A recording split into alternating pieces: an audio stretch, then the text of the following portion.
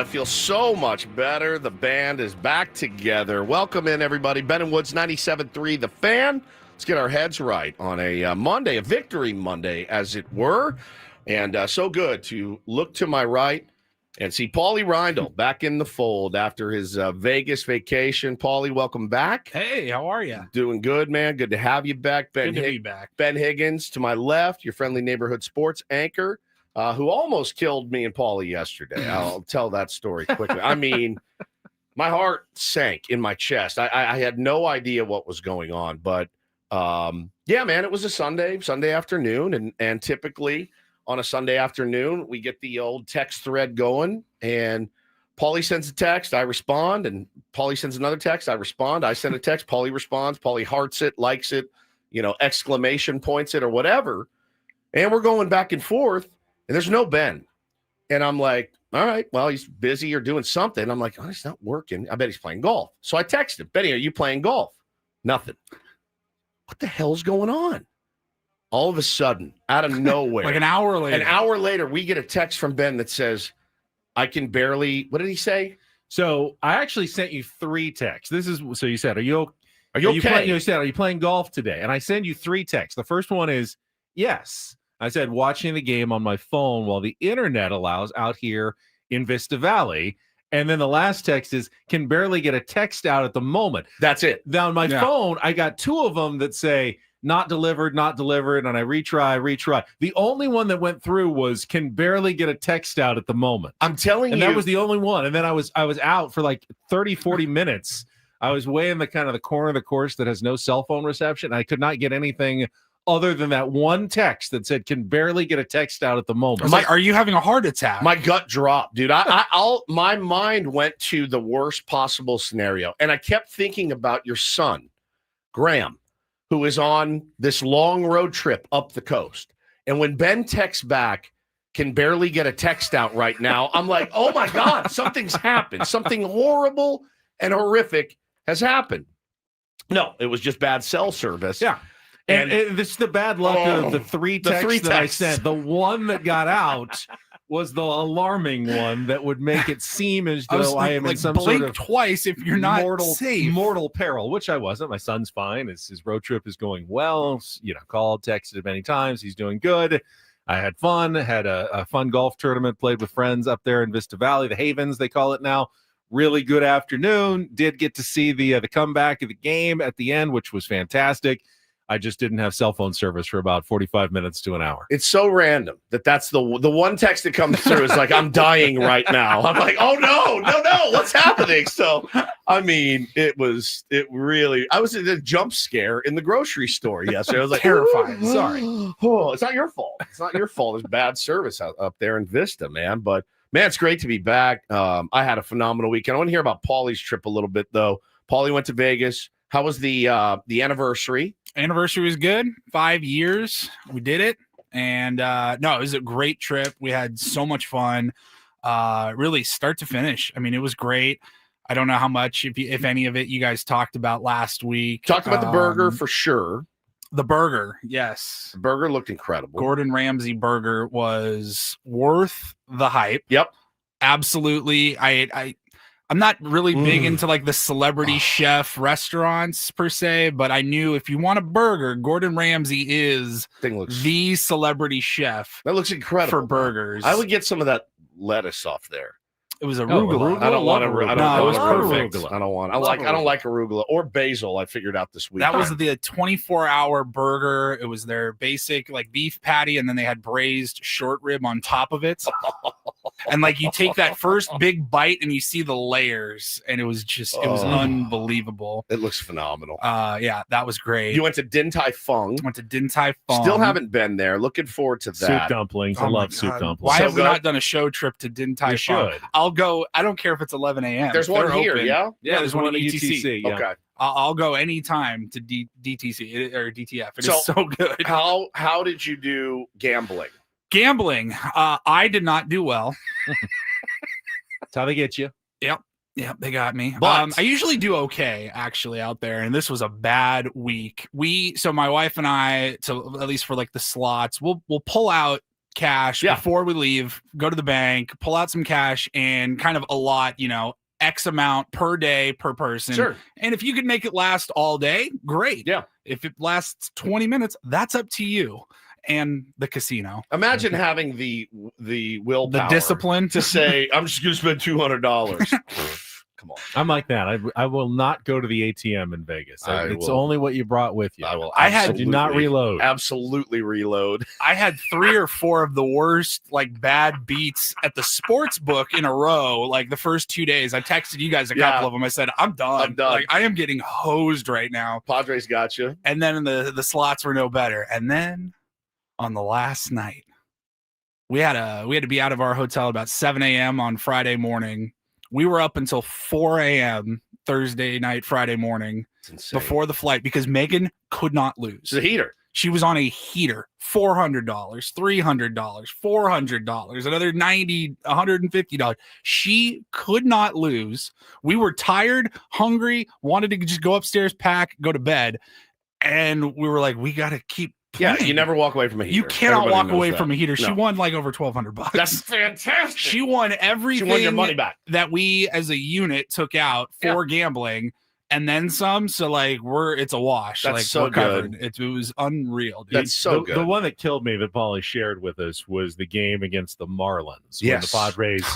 So it was 1-1 after 3. Paulie had bet Padres ahead after 5 innings, and the Padres then scored 5 in the bottom of the 4th. So it's 6-1. 6-1. So they don't have to win the game. All they have to do is stay ahead. Playing the starting pitching matchups. One more inning. Stay ahead for a 6-1 lead. Just hold that for 1 inning. David Morgan got you. And of course, the Marlins Morgan owes me a lot of money. 5 in the 5th to tie it and knock Paulie's bet out in the 5th inning. That was brutal. I think I had the Astros gave up 5 runs in the 9th inning or something. Oh my God. Earlier in that week. No, that was the Diamondbacks. Diamondbacks, who cost me about $3,000. Yeah, an 8-leg parlay. That's all I needed. They cost me about $1,000. Yeah, it's cool. Very cool. It's really good. I mean, I bet $40, but I would have won $3,000.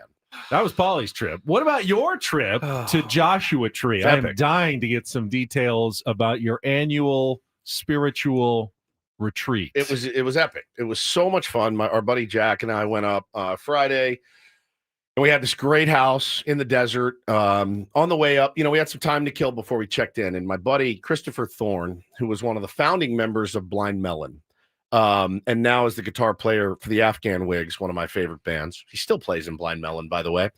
So we go up to his studio, and I wanted to show Jackie this place because it's incredible. And Bruce Springsteen has recorded there. Here's Bruce in the cabin that I built, and he's on his guitar. It's unbelievable. And so we go up to see Thorny, say hello. Jack gets the tour. We're only there for about half an hour, but it's such a cool spot. So then we go to the house. We get checked in, and we're like, what should we do? So we go by the Joshua Tree Saloon, and we're looking for the old man. The old man, if you don't know, is a guy I've been there, let's say 6 times in the last 2 years. The old man sitting at the bar, drinking a Coors Light. He looks like a specter, and he's always there. I really don't want to be offensive. No, I don't either. It's scary looking. I mean, it's intimidating. Yeah. That he's sitting there. Yeah, it really is. And he just sits and he doesn't speak, and we were doing the bit. Well, you saw him a couple of times, and then I randomly happened to be in Joshua Tree in Paulie, October. Look for him. Go see if he's there. He was freaking there. He's there. He was always there. And our bit was, it's funny if we ask somebody about it, they're like, who are you talking about? No one has sat in that seat for 100 years, right? Large Marge. Large Marge, yeah. And so we go Friday, and we don't see him. And I'm like, oh, no, it's over. It's over. He's gone. And because he looks like he should have been gone 25 years ago. And I said, he's gone. That's it, man. It's over. And we left. We went back to the house. We had our spiritual retreat. It was unbelievable. We had such a fantastic time watching the stars, listening to music, getting in the pool. It was incredible. Woke up the next day, and we had a big, big day planned. And we were going to drive to the Salton Sea. We had a big breakfast first, then drove to the Salton Sea. I'll tell you guys, I've seen a lot of weird places in my life. The Salton Sea may be the most eerie, inexplicable place I've ever seen in my life. Now, the backstory of the Salton Sea quickly. Many, many years ago, it was formed by accident. A dike broke and the water ran off all the way through the Arizona border and filled this little area. Low-lying area. So this thing is 318 square miles in the middle of a desert, a big giant lake. And it makes no sense that it's there. We're driving down the road and you can see it off to the right. And I go, my God, it's huge. It's huge. He goes, wait till you see this. We pull in this area called the Bombay Beach Club and Bombay Beach. And we drive down and it's a ghost town, a literal ghost town. There's no one around, no one. And you drive and you drive and drive until you can drive right onto the beach where there's art installations all over. We say beach. Is it like it's just a bunch of rocks? No, it's sand. Dirt? It's sand, but it's not. It's like it's not sand like we're used to. Desert. Here. Deserty. Looks toxic. It looks like it's toxic waste. It's your feet kind of sink in it a little bit. I always thought like it looked like a nuclear plant or something from like it kind of does 100 years ago. And so you stand on the water. We open the doors and then we get out and I go, Jack, stop. I go, listen. And that's what it sounds like. It is the quietest place now, but you're surrounded by water. There's no birds chirping. There's not a bird. There's not a seagull. There's not there's no reeds or wind. The wind makes noise, but only if there's stuff for it to blow. Correct. If there's no trees or reeds or anything, then there's really no wind noise either. There's no boats. There's no fishermen. There's no jet skiers. It is the calmest, most serene lake you've ever seen. So we start walking up closer to it. And I go, oh, the smell, it's just, it reeks. Like it reeks. It's salt. It's decomposing animals. It's all of it. And you're like, oh, what is going on? So you walk up. They took a picture, this cool picture that Jack took of me. There was a chair just sitting there right by the beach. And so I was like, you got to get this pic. And doubly interesting for our audience because, well, I'm in shorts and I don't wear shorts and I never let anyone see me in shorts. But I sent it to Paulie. I said, you can post this. There I am in a chair in shorts and you can see the water behind me. The sand is the same color as the water, right? It's wild, man. I can't even put into words how creepy and interesting it is. Now they have art installations everywhere. There's like a big sailboat put together, with pipes and things like that. They have everything. Look at those legs. Oh, it's repugnant. White, disgusting knees, thin calves. It's hideous. They're getting a little better. Actually. They're not. It looks gross. They look like legs. So they don't. They're absolutely. I'm disgusted right now. So we go to the Salton Sea, and I was like, we got to get out of here. This is creepy. So then we drive to a place called Slab City. Slab City is the end of the earth. It is where, if somebody said to me, you can either die or you have to live in Slab City, I'd say, kill me. Because have you been to Slab City? I have not. So Salvation Mountain is this art installation painted on the side of a mountain. It's pretty cool. We stop by there. Then we drive into Slab City. And I go, dude, what is this? Dilapidated trailers, art everywhere.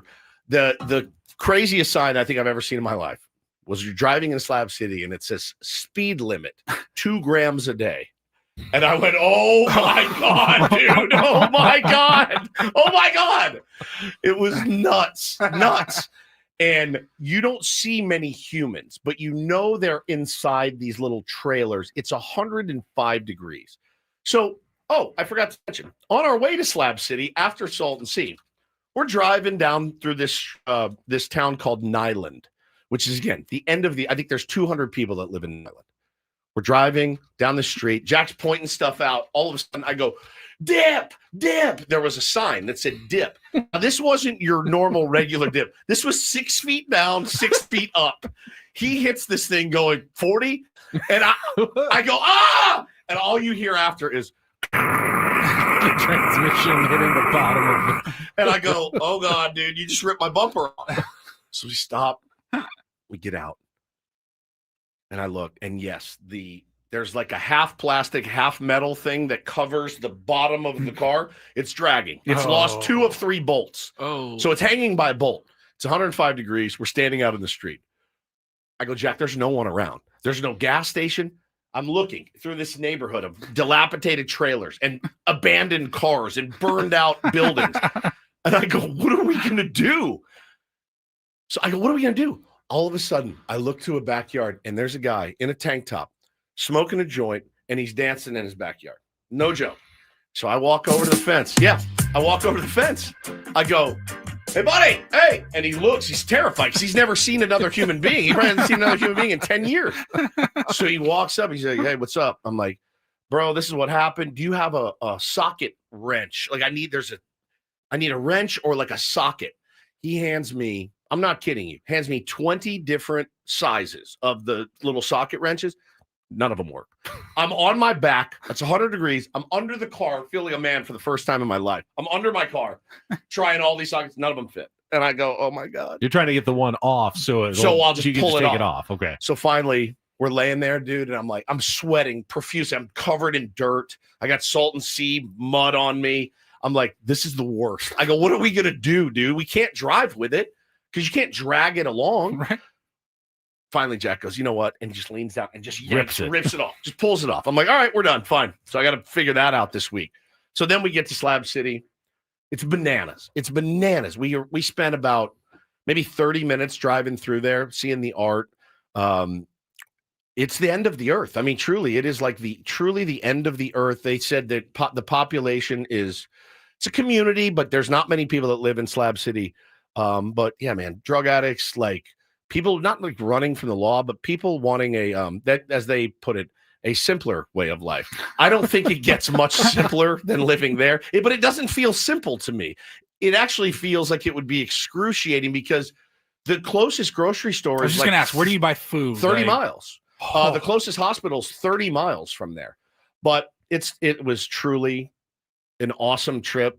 Great to see like how lucky we are. And I thought, if I ever get negative, just think that it could be worse. You could be living by the Salton Sea or in Slab City. Now, the other nutty thing about the Salton Sea, and I didn't know this, back in the 20s and 30s, it was like going to be the next Havasu. It was going to be the next Lake Tahoe. They had big plans. Huge plan. Bombay Beach Club was a real place. So it turns out, crazy connection.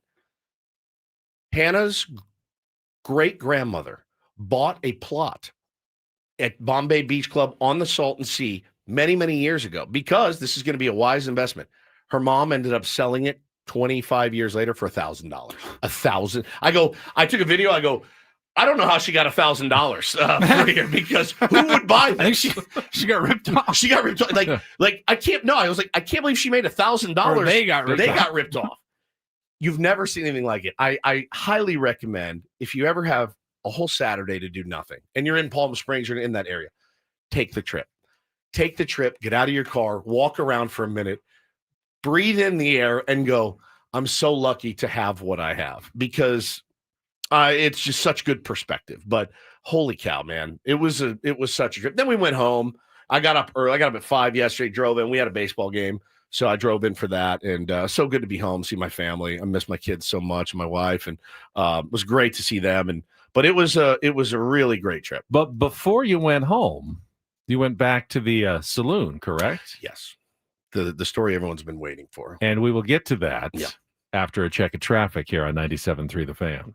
From the 855 Get Ross Traffic Center, protecting San Diego after accidents or injury, here's Kelly Danick. Good morning. Hope you all had a great weekend. Things are looking nice and quiet on our roads so far. Definitely pays to get an early start to enjoy it. Everything out of the East County is in great shape. No delays coming down from the North County.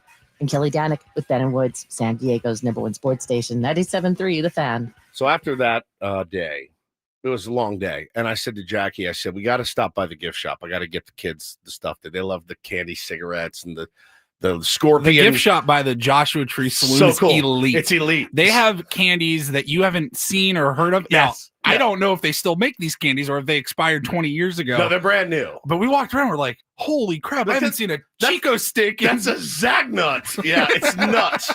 So I got them the scorpion lollipops that they love, got them a couple things. And I go, all right, man, we're right by the saloon. Let's pop in. And I walk in the saloon. I'm first, Jack's behind me. And I open the door and I go, yes. And there he was. He was sitting there, the man. And just so happened, the 2 bar stools were open right next to him and his buddy. And I go, we're sitting here. This is where we're having dinner.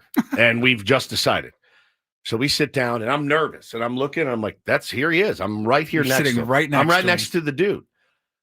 So they go outside. They're going to smoke. He smokes, by the way, which is insane. He's 100. I mean, why not at that age? Just do whatever you got to do. He's actually short in your life at this point. Yeah, at this point, why not? He's actually 45. Yeah, he right? just smokes He a smokes ton so of much. cigarettes. So I tell the bartender, I go, hey, their next round, put it on my tab. We ordered our meal. I said, I want to get them the beers. And they came back in, and I said, that's on me, guys. I got your next round.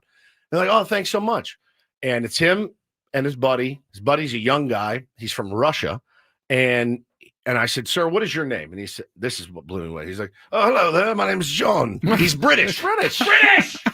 He's British. Which I like went white. I don't know why. I don't know why it surprised me. I did not see that coming. I did not see it I did coming. not see that coming. It was, and Tree was like, In Joshua Tree, California. and he was like, and I was like, so I go, I wanted to buy you these beers. I've been to this place 6 times. You're here every time. You're a legend. And I said, I just want you to have this beer on me, and cheers. And I said, what's your story? He said, I moved here in 1986. I got divorced in England, and I moved over here, and I just ended up staying. And I was like, I couldn't believe it. So we chatted with him for a while. The sweetest man. He took a picture with us. I sent it to Paulie. So me, Jackie, and British John from Joshua Tree. And there he is, sweet angel, dude. He was so nice, dude. Crap, He was so nice. It was so great. When he opened his, nice to meet you, chap. I'm like, you're joking. I would have shorted out. I almost did. Jackie's like elbowing me. He's British. He's British. I was like, I know. This is I would not crazy. have been able to like just comprehend I that couldn't and either. wrap my head around it. He looks a little friendlier in your picture. He's It's in the so- dark in in the the bar. dark He's with kind the- of scary looking, but right there, he looks like the nicest guy. Bro, he was the sweetest man. It looks like everybody's grandpa. I got divorced and moved over here. I met an American woman, and I was blown away. I was blown away. And yeah, so we stayed, and there was one guy. Unbelievable. There was one guy with them that wasn't really part of their group, but he knows the guy, and he was a pain in the ass. He would not shut up. So I finally looked at Jack. I go, I would have stayed all night and drank with the guy, but I go, let's just get out of here. So it was great, man. So I feel like any curse that we had was reversed, and here we are. And we bought him his beers. And I feel so much better. And he was just so kind. And I thought, man, like he goes there every day. They said he goes there every day and just has a few beers and then splits. So I'm trying to remember exactly the history of the curse with him and our fake curse with the Padres, because you first saw him and they went on a losing streak. They first saw him. They went on a losing streak. Then we got back from Joshua Tree. Jack got some weird hand disease, and I got COVID. Like That's right. the day after we saw him. Then you saw him. Then I the saw night him. of the Dodger game. It was that afternoon, Right before the scoreless game inning 5 streak started. Yes. Yep. Yeah, So I needed to get there to reverse this curse. I think you have. With I the, think with I the have beers to. and the picture, we should be good now. Oh, I felt it was a relief washed over me. San After we Diego's were done. concierge just does it all, man. Oh man! So listen, if anybody ever goes to Joshua Tree and they go to the Joshua Tree, so they got good food, it's a cool atmosphere, and you see John at the bar, He'll be there. Buy that man a beer. He goes in about 4:30 every day, so happy hour. Buy him a beer. Keep these good vibes going. And it worked yesterday. Padres come from behind win to take the Crazy. series against the Pittsburgh Pirates. We will talk about that. Our Padres wrap up coming up. We got a lot of Padres talk on the show today. I can tell you a little bit more when we come back. Got to get to some traffic with Kelly Danick. And by the way, Dennis Lynn dropping some Oh, bombs yes. this morning. Just What is some, happening? well, at least a rumor, a big time rumor. We'll share that with you when we come back as well. It's Ben and Woods on San Diego's #1 sports station, 97.3 The Fan. Gambling problem? Call 1-800-GAMBLER. GEGE 000-466. For a full list of games and rules, play at 7 Mile Casino. Visit 7milecasino.com. Before we get to Kelly's traffic, though, a 7 Mile Casino, so convenient. I mean, yeah, you can drive out to the Salton Sea. But you don't have to drive out to the Salton Sea to play cards in San Diego. Some card rooms, it feels like you're pretty much halfway to the Salton Sea. Not at 7 Mile Casino. That's true. It's a quick trip right down the 5 freeway in Chula Vista to find San Diego's best, most upscale card room. It really is an elite place, man. And the proximity to downtown is what makes it great. It's just 7 minutes away. And there's so much more. They got great food. They got great dealers. They got a beautiful view, sitting on the back, having a beer. It is just a special place, 7 Mile Casino. We are big fans, so you should check it out for yourself. You will not be disappointed. They cater to high-limit players as well, so if you're looking for a well-staked game of Texas Hold'em or a really good California-style blackjack table, they want you to be there. They got friendly dealers, really comfortable seats. Please, and then, of course, the food is fantastic and 24/7. So many reasons to head down there. Check it out this week. It's 7 Mile Casino, just 7 minutes from downtown.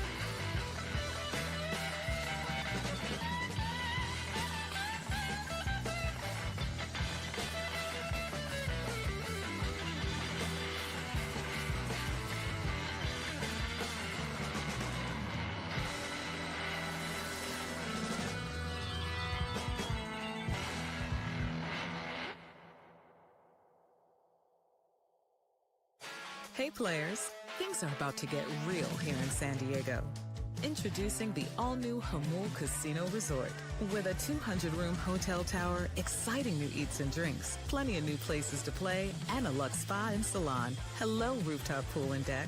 It's where players can play their hearts out and enjoy all the perks that come with it. It gets real this summer at the all-new Jamul Casino Resort, the players' place.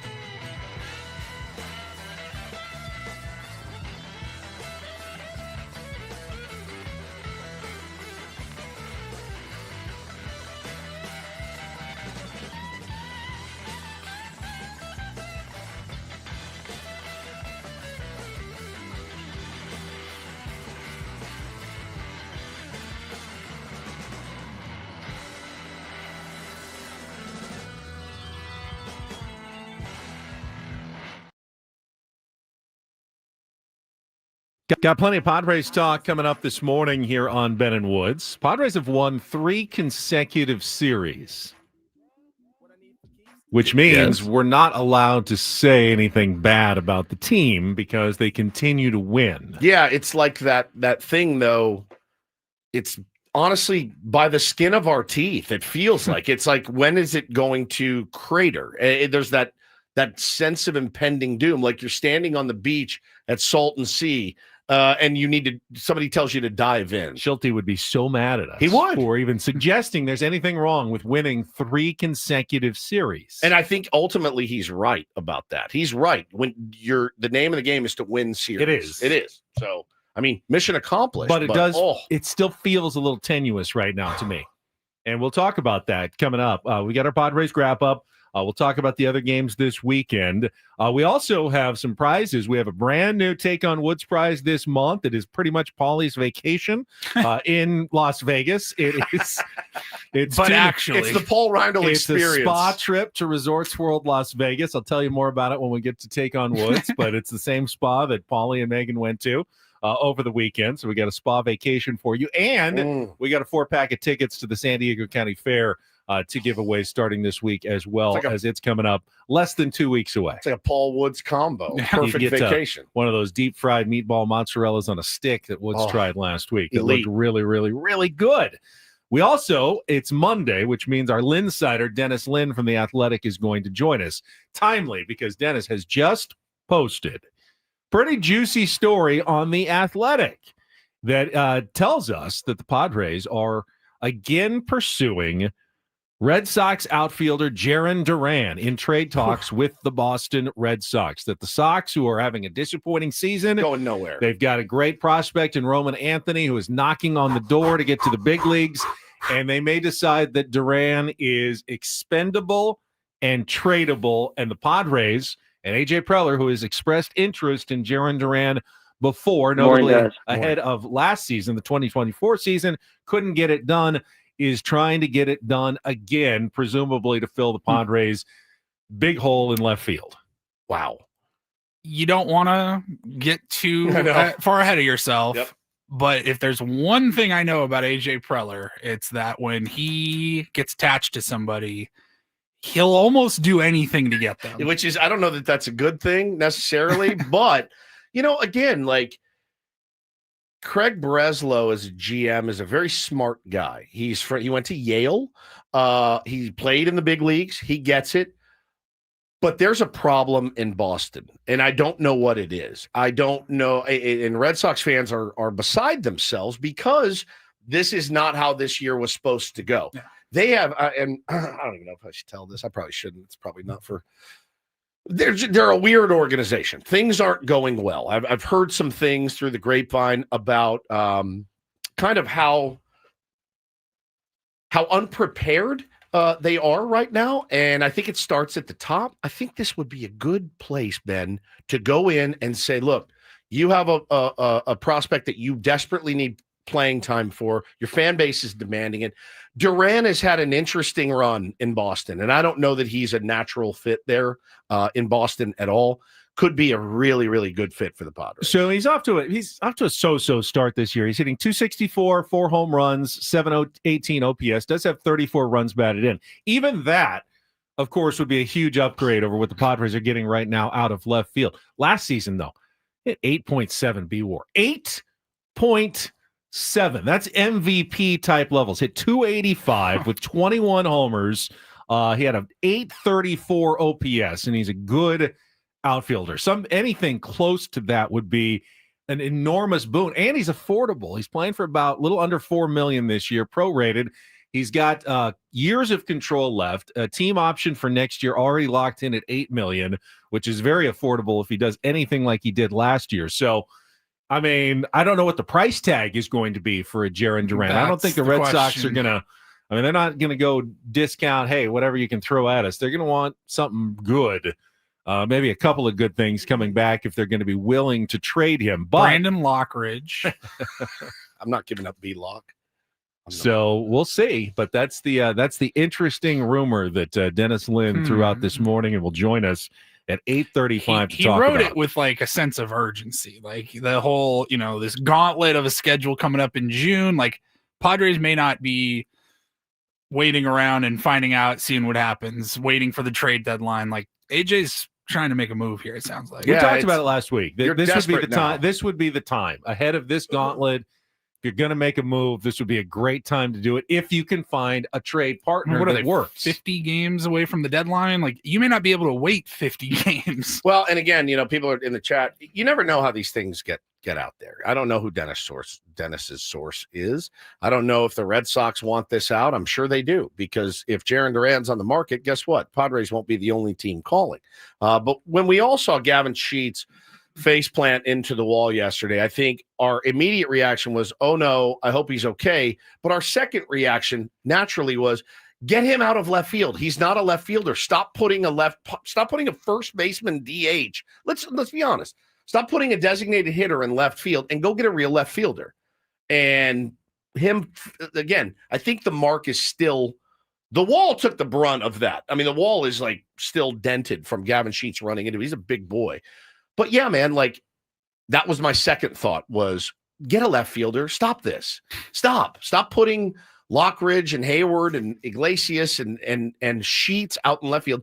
Go get a left fielder and let's roll. Let's see what happens. And so, yeah, I think they know we have a need. We know that their need is not as pressing as ours, though. Like they want to call up Roman Anthony. They already have 5 guys playing out of position there anyway. What's one more?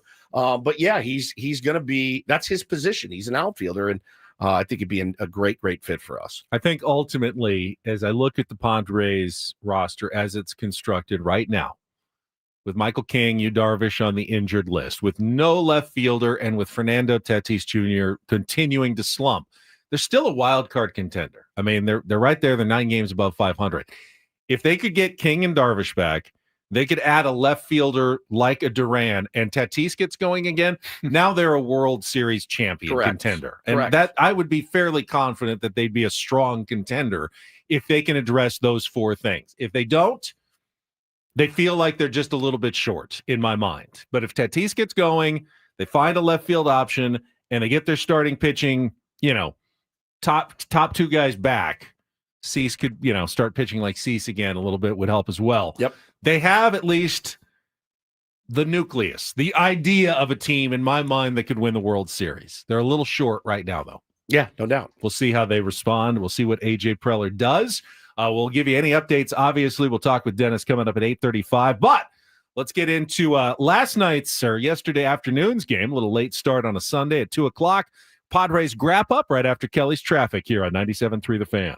From the 855 Get Ross Traffic Center, protecting San Diego after accidents or injury, here's Kelly Danick. Just one accident to mention here, guys. Westbound King Freeway right before 28th Street. Looks like a couple vehicles involved in this tangle. It's over to the right shoulder. I'm Kelly Danick with Ben & Wood, San Diego's #1 sports station, 97.3 The Fan. I love winning, man. I love winning. You hear what I'm saying? It's like better than losing. Miss any of the Padres win yesterday? Ben and Woods didn't. Yeah, absolutely. We've got you covered with all of the highlights. Oh, yes. It's the Padres wrap up. Brought to you by Hamul Casino Resort. Things are about to get real with the all-new Hamul Casino Resort with gorgeous rooms and exciting new eats and drinks. It gets real this summer at Hamul Casino Resort, the player's place. I want to go fast, but I want to go slow, and I want to go deep. And Machado swings, hits it in the air, deep to left field. Tommy Pham is back. He's going to watch. It's going to go. Off the line score. He broke the scoreboard and left. And Manny, with his 349th career home run, gives the Padres a 1-0 lead here in the first. Vasquez deals, and that one's hit in the air, deep to left field. Sheets is back. He looks. It's going to go. Andrew McCutchen is homered for his 2nd consecutive day.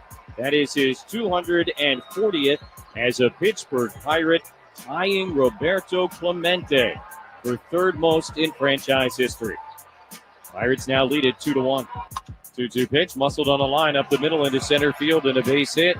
Horwitz rounding 3rd on his way. Merrill's throw headed towards the plate, cut by Machado. He's going to run Hayes down and chase him back to 1st. Ariza's tag is in time, and a great job by Manny to find the 3rd out of the inning.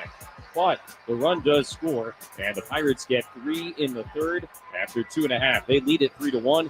Adam Frazier leads off against Randy Vasquez, goes after the first pitch, hits it high and deep to left center field. Sheets is at the wall, reaches for it, bangs into the wall. It is up and over the fence, a home run. Heaney's first pitch lined over the head of the first baseman Horwitz. That's a fair ball into the right field corner. Arise has scored. Jackson stinking 3. He will pull up at second, though, with an RBI double. Padres with their second run of the day, and now a 4-2 game here in the 6th. The pitch from Rainey is hit off the mound, up the middle, into center field, and a base hit. Bogarts is being waved. O'Neill Cruz's throw will go towards third. An RBI single in the pinch for Elias Diaz, and this is a 1-run game in the bottom of the 7th. Arise swings, hits it on the line the other way, into left field, and a base hit. Iglesias will come in to tie the game. An RBI single for Luis Arise, and it's 4-4 here in the 7th. First pitch coming. Machado swings, hits it in the air, high and deep to left center field. Cruz is back. He is at the wall, and he reaches up to make the catch.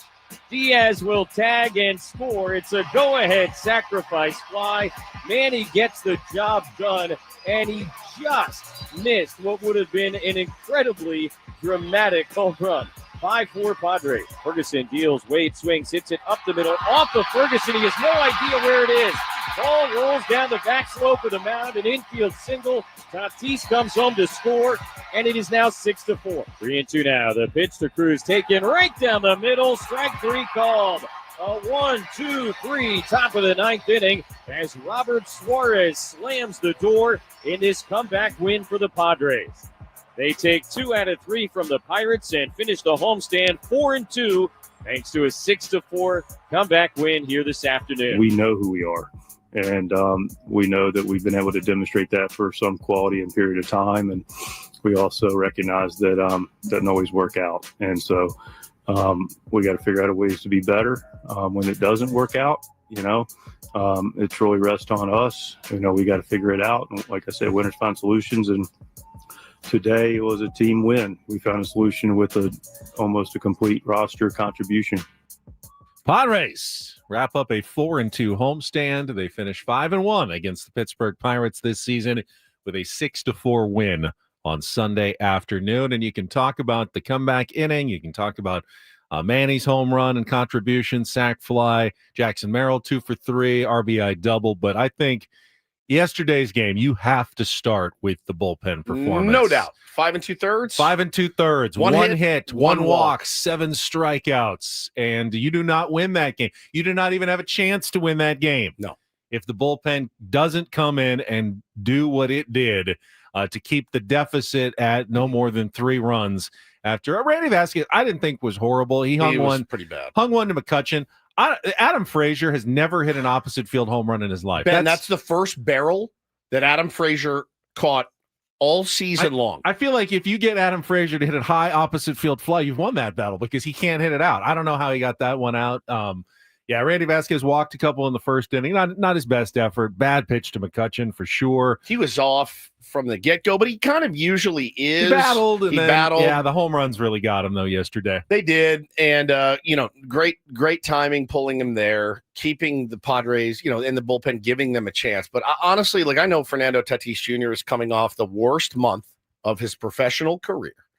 He batted 184 or something ridiculous. That AB he took off of that right-handed reliever where, even on the 3-0 pitch, which I go, dude, if I'm Schilt and we need runs, this is a chance for my best player, the most talented player on my roster, to get a cookie and hit it out of the ballpark and tie the game. I go, he's going to turn him loose 3-0. This guy threw a 3-0 splitter or sinker that was off, and he took it and drew the walk. I thought it was such a good AB. Couple of pitches away, spit on those, did not try to do too much there, did not try to be the hero.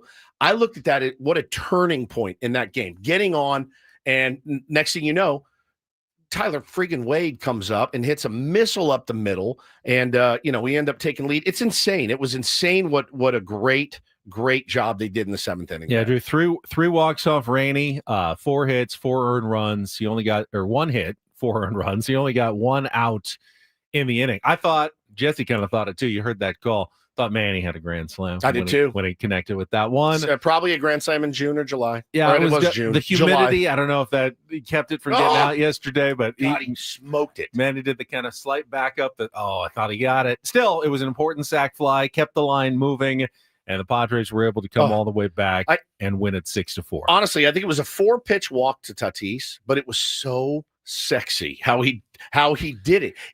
All I pictured was him, again, wanting to get better, wanting to help his team, and then swinging early at a changeup, rolling it over. I was picturing it in my mind, and the fact that he just spit on all those pitches, I thought it was so valuable. We're looking for signs that he's breaking out, and I wouldn't say that we're there yet, but having him see the ball well is at least part of what he needs to do to get back to where he was in April, because May wrapped up, and you were just saying it during the wrap-up, worst month of Fernando Tatis Jr. statistically career. Now, he played good defense. He didn't let him bother him out in the field. He did, stole a couple bases, got a couple of runs. That hit and run over the weekend, what was that, on Friday, where he was, when Arise doubled and he was running all the way around. I mean, he's still out there trying to contribute in different ways, even though he is not hitting and has not been hitting for weeks now. No doubt. It's unusual to see. But again, the bullpen with Wandy Peralta coming in for an inning and 2/3, Wandy takes a lot of crap from Padres fans, sometimes deservedly. He's certainly not the highest leverage arm in that Padres bullpen, but you forget about outings like this one. Yeah, you got to give him credit. If the Padres hadn't come back and won, you would have thought nothing about Wandy Peralta's inning and 2/3, 2 strikeouts, 1 walk, and just passing the line over to David Morgan, who did the same thing, an inning and 2/3, 1 hit, 2 strikeouts. While the Padres are doing nothing, I think they go 12 up, 12 down, looking like they have no interest in coming back in this game. So what that Wandy Peralta and David Morgan kept it at a 4-1 game at that point? No one cares. You're a middle reliever. You're just there. But that is why the Padres won the game, because those 2 guys did their job. Padres took the lead, and then you got the Morejon, Adams, Suarez combination to finish it out to get the win. I mean, that's, in a nutshell, why a bullpen is so important. Yeah, no doubt. That 7th inning went walk, single, sac fly, walk, infield single. I mean, it's not the most biggest display of offensive firepower you've ever seen, but it's absolutely how this team is built to win baseball games. And when they do it, it really is a beautiful thing. And I know, it can get a little famine-y like it did on Saturday night, certainly scoring 0 runs. But man, when it's going good, when they're able to knuckle down and put innings like that together. Look, the winning, what do they have? 16 come from behind victories this year, 16 comeback wins. That's a lot. That's like almost half their wins. It's not super sustainable. I get it. We all want them to be this offensive juggernaut. They have the talent to do it. But man, I'm very impressed that they continue to find ways to win games with their star player hitting 184 this month. You know what I mean? They're still finding ways to win games and win series. Jackson Merrill looks like he is breaking out of what his slump was. 2 for 3, drew another walk, which is always good to see. This is Jackson Merrill. His OPS is over 900. I mean, that's an elite level, despite not having the greatest month of May. He is still very important in the Padres lineup right now. And I thought the timing of this game in particular, the Pirates kind of ends the run of easier opponents for the Padres. And now as they head into June, their first full series of June, you got 4 on the road against the San Francisco Giants starting tonight. The team that is 1 game behind you in the standings, 1 game out of a wild card spot. You're tied with the Cardinals for the last wild card spot. So these games against the Giants, the season series against the Giants, could end up being the most important season series you play, because right now, I mean, you look at the wild card standings, and while it's very early, you've got 4 teams battling for 3 wild card spots. Not everyone's going to get there. The Giants, the Padres, the Cardinals, right now I think it's the Phillies after they actually fell behind the Mets. But you've got to at least win your share of games against the Giants, and going on the road for 4 at Oracle is never an easy series. No doubt, man. They're a team kind of like the Padres. They rely on pitching, they rely on defense, and their offense scratches out some runs here and there. So this should be a really interesting series and a really interesting month. All right, it starts tonight at 6:45, and the pitching matchup is scheduled to be Stephen Kolek against Logan Webb in Game 1 of the series. We'll talk more about the Giants series as we go forward. We'll talk more about the other games in the Pirates series as we go back. Want to get into a nice win for SDFC over the weekend as well. Plus, don't do this and more in hour number 2 of Ben and Woods. It was a very good first hour. It's good to have everybody back in studio. Paulie, Woodsy, Ben on San Diego's #1 sports station, 97.3 The Fan.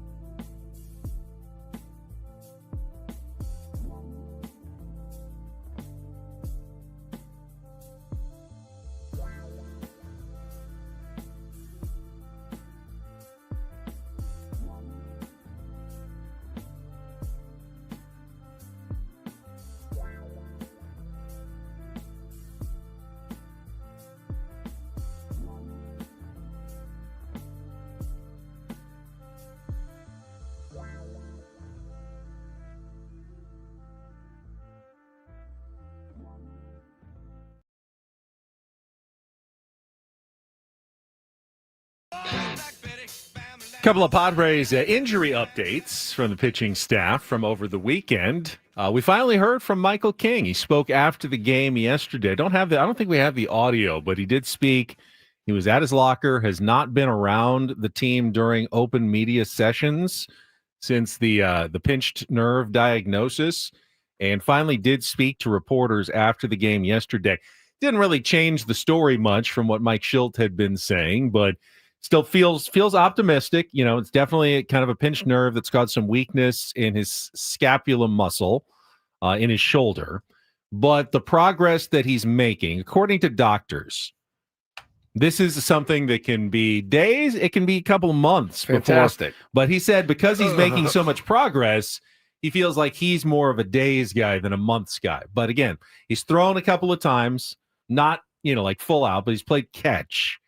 He would still need to, get back to full feeling, and he's not quite there yet. So I would say kind of good news, but certainly nothing to go, starting a parade about with the Michael King news, but not definitely. He seemed like he was in good spirits and was heading in the right direction. Yeah. I hate injury talk and injury speculation, maybe more than anything in sports. Me too. Especially with the team that we cover the most, because it's just like, it's such speculation, and everything you said, we felt the same way. We said the exact same things about you, Darvish, 2 weeks ago. Yep. And he's taken, what seems to be a setback at least, because we thought he was going to be pitching again like 2 weeks ago. Yeah, he's feeling great. He certainly didn't come back when we thought. Now, this is good news. We said the exact same thing. The news, at least relatively with him, has been good. He's scheduled to throw a bullpen either today or tomorrow in San Francisco with the team, with the thought that if that goes well, then he can get back to maybe another rehab start and hopefully get back to the big leagues. But it will all depend on really how he recovers from it.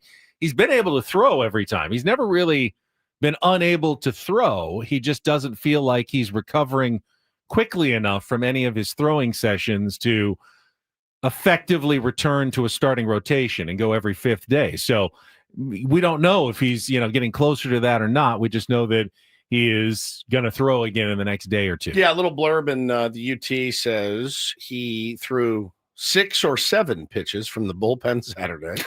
Played catch on Sunday, feels good enough to progress to the next step, which will be a bullpen in San Francisco either tonight or tomorrow. And that will be his first full session since throwing 51 pitches in 4 innings in a minor league rehab start in Vegas on May 14th. He said, I'm just excited, feels good. Just sucks when I get hurt. Can't throw the ball, but now it's good, so I'm happy. All right. If you can weather some storm, and I mean, look, how great was you, Darvish, last year after being out for a while, coming back and pitching really, really well at the end of the season, including that game against the Dodgers. He was absolutely incredible. One of the best pitching performances I've seen on both sides from Yamamoto and Darvish. We're not really in a position. We're not such a juggernaut that we can be like, hey, bro, take your time. You also don't want to rush him back. So the Padres are it's a bit of a pickle there. Well, that story that Dennis wrote this morning that we talked about in our last hour, one of the things that he wrote in their pursuit of Jarren Duran, in his reporting of the Padres' pursuit of Jarren Duran, was they may not be able to afford going all out for a left fielder because starting pitching may be even more of a need. As much as we watch these games and like, you got to get somebody in left field. You got to get somebody in left field. If they don't get Michael King back for a couple of months and you, Darvish, can't go, they may need that starting pitcher more than the left fielder, as bad as they've gotten production out of left field. Yeah, no doubt. No doubt. I mean, and I Vasquez and Kolek and Kyle Hart, no Michael King. I mean, basically you're going into Cease hasn't been pitching great. Cease hasn't been that great. Yeah, man, it's pretty dire. Even with Cease and Pivetta pitching lights out all-star caliber levels, 3/5 of your rotation, you don't have a ton of confidence in. Well, if you're going into the playoffs today and you've got Cease and Pivetta, you're like, all right, we're gonna give it the old college try, and you got a good bullpen. But yeah, you need 2 more starters right now.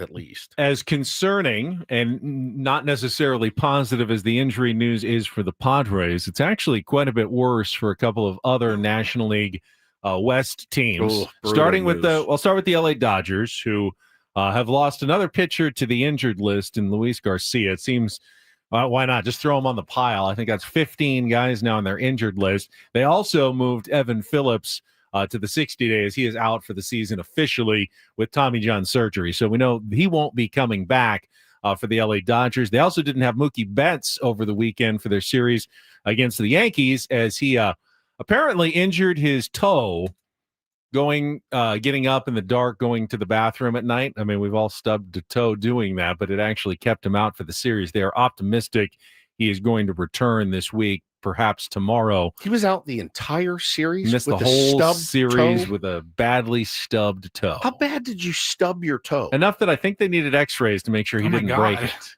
So that was the story with Mookie Betts. He's like But sick and running to the bathroom. And Yeah. He just slammed his toe. Did he pick the bed up and drop it on his? Like that's crazy. it is. Dodgers did not complete the sweep of the Yankees, who got the Sunday night game 7-3 by beating best pitcher that the Dodgers have had so far in Yoshinobu Yamamoto.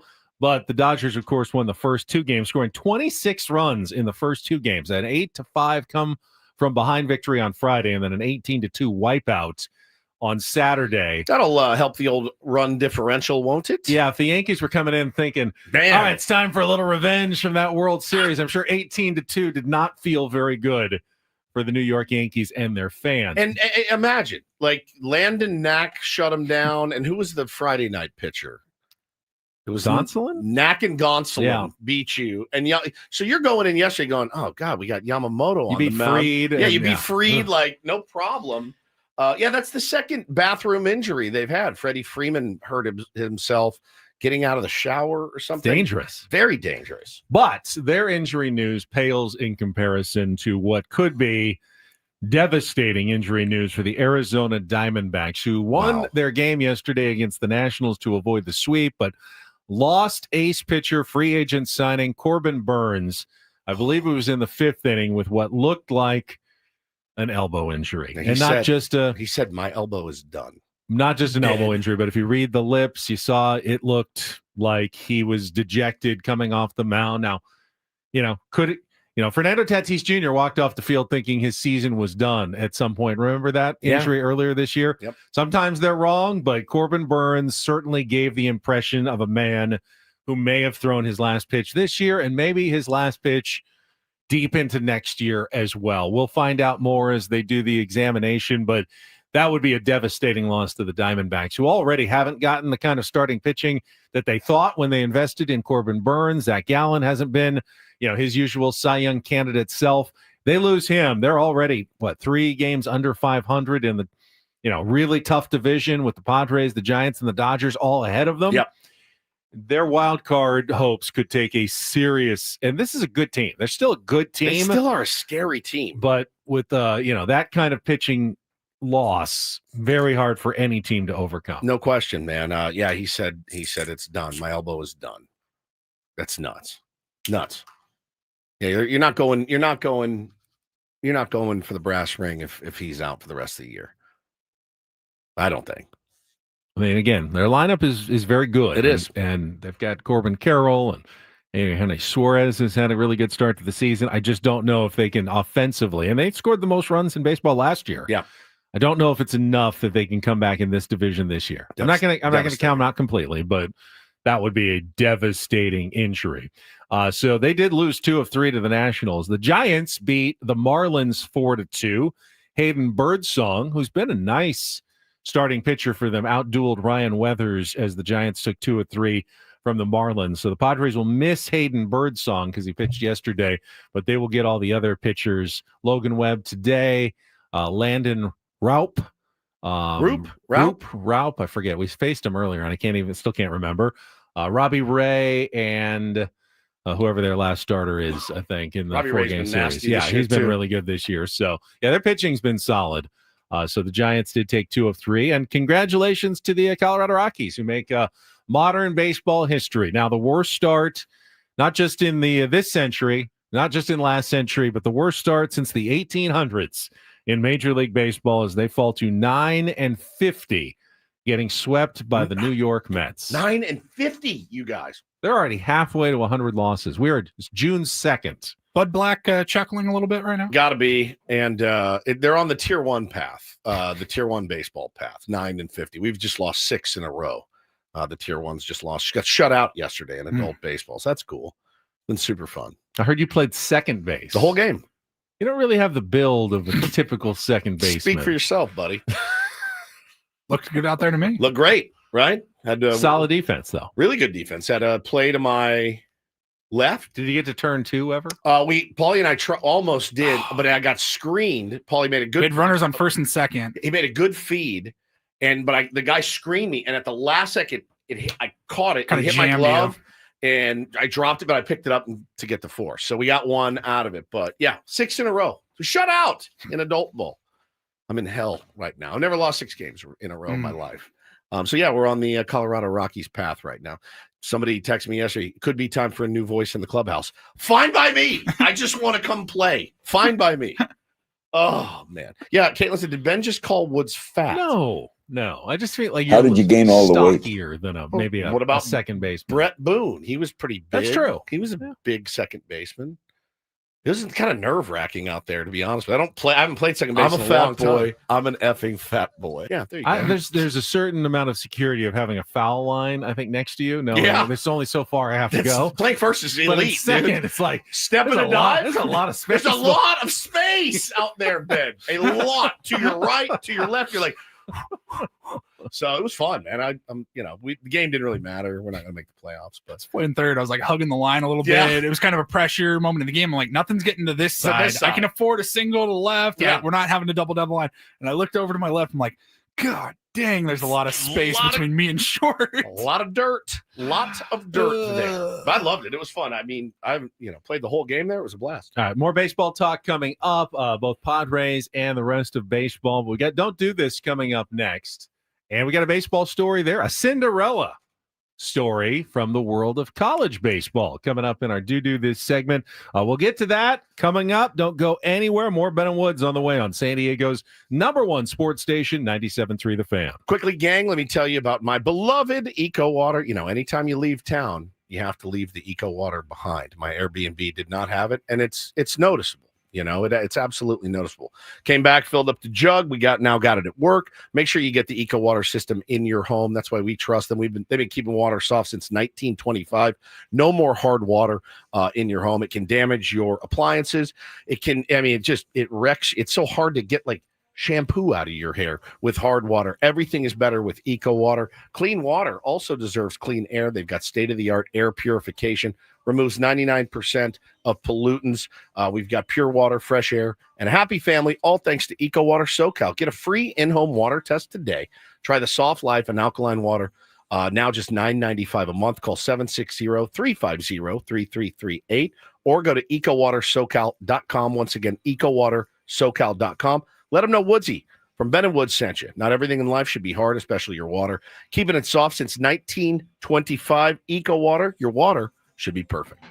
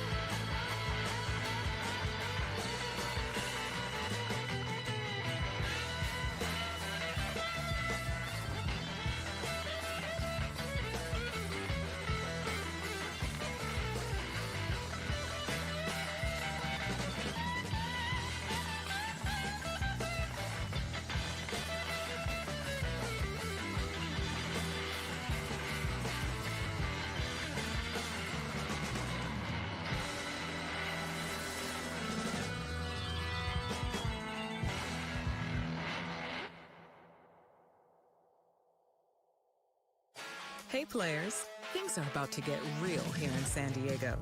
Introducing the all-new Hamul Casino Resort. With a 200-room hotel tower, exciting new eats and drinks, plenty of new places to play, and a luxe spa and salon. Hello, rooftop pool and deck. It's where players can play their hearts out and enjoy all the perks that come with it. It gets real this summer at the all-new Hamul Casino Resort, the players' place.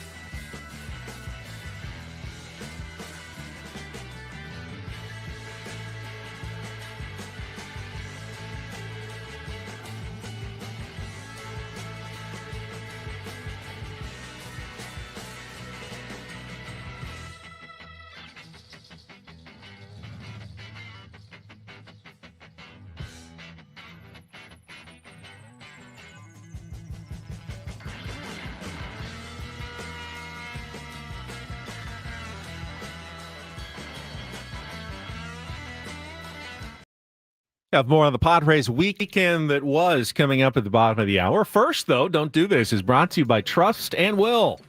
Don't. Leave your entire estate, house, kids, and life savings up to chance if and when you die. Do. Set up a Trust or Will online at trustandwill.com. This is a lot more affordable than you think. Visit trustandwill.com for more info. Before we start, this is kind of a perfect segue for you to tell everybody the story of how you now own Tom Petty's grill pan.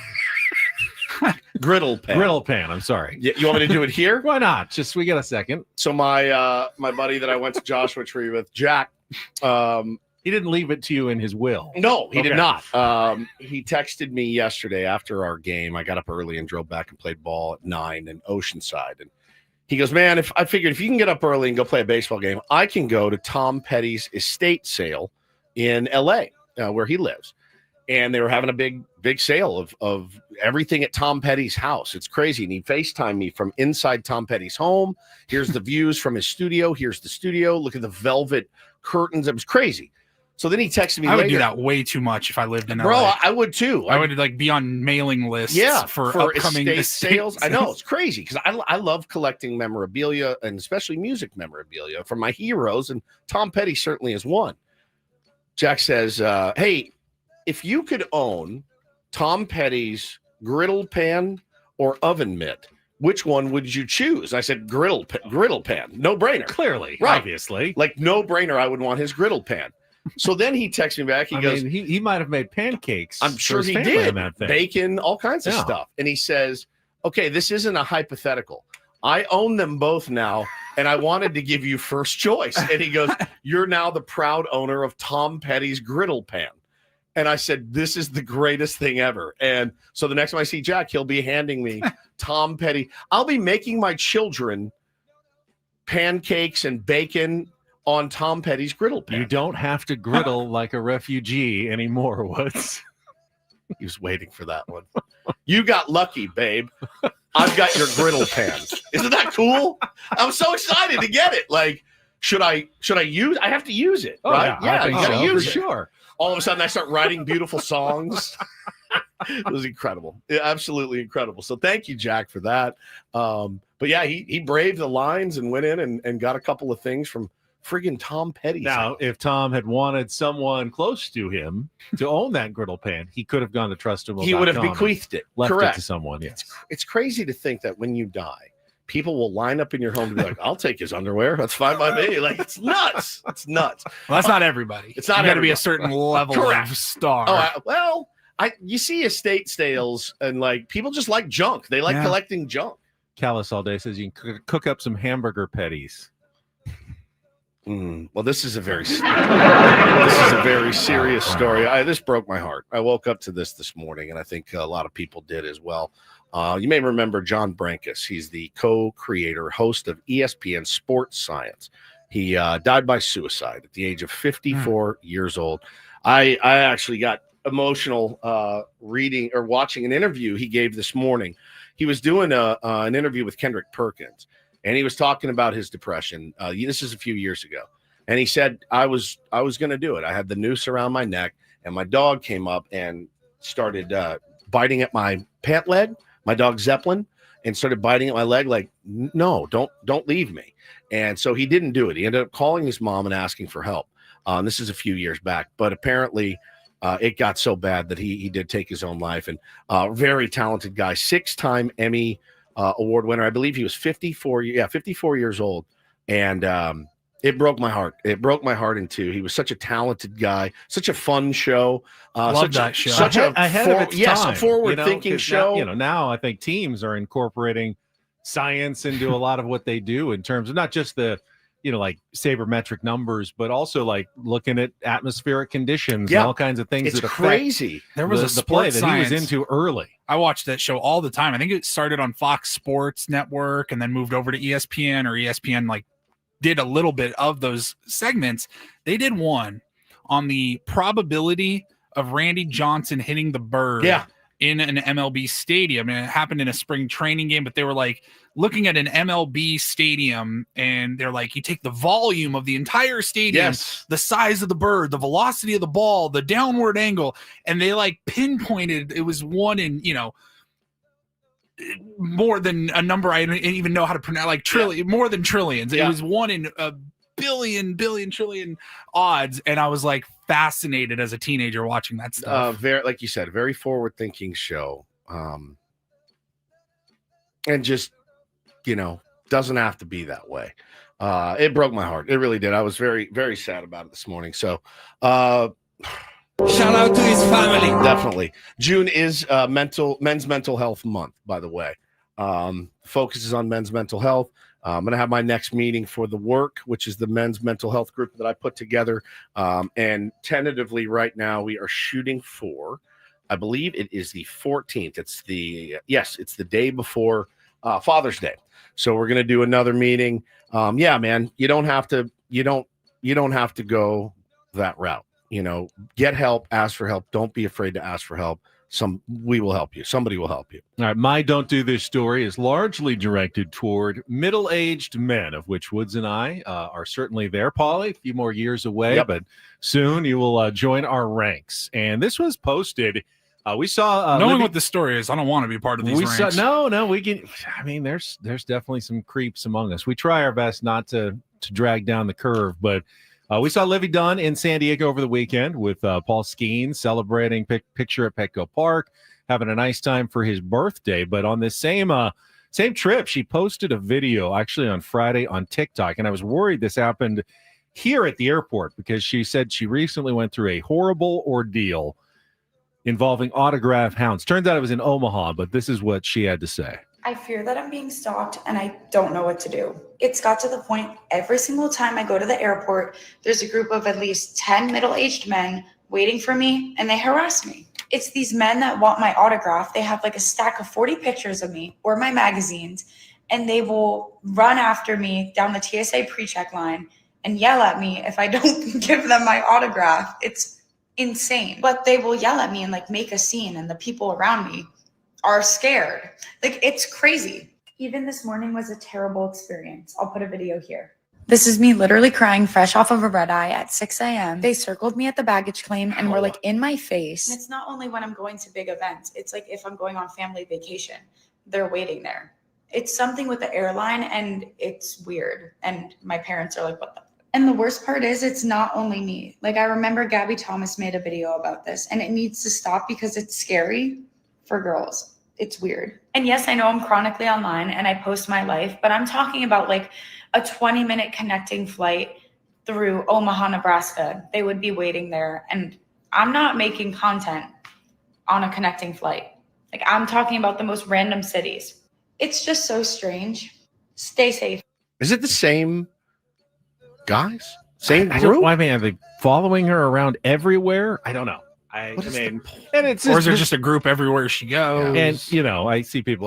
Livy's, all over, as you mentioned. She's all over social media. She's looking for attention. That's not an invite to stalk somebody. That I think that's the point here. Is that even autograph hounds in general are kind of a don't do this. She's making a good living doing what she's doing. That does not mean that you're allowed to harass her at the airport or any time that you want. And yeah, you can ask her for an autograph if you see her, but you shouldn't be traveling around the country following her with stacks of autographs. If you politely ask her for an autograph, that's one thing. You happen to run into her. If you're like tracking her down to get her to sign 40 headshots, that's creepy, that's behavior that is just unwanted and untoward. Anything in public, more than one autograph, I think, is it's weird.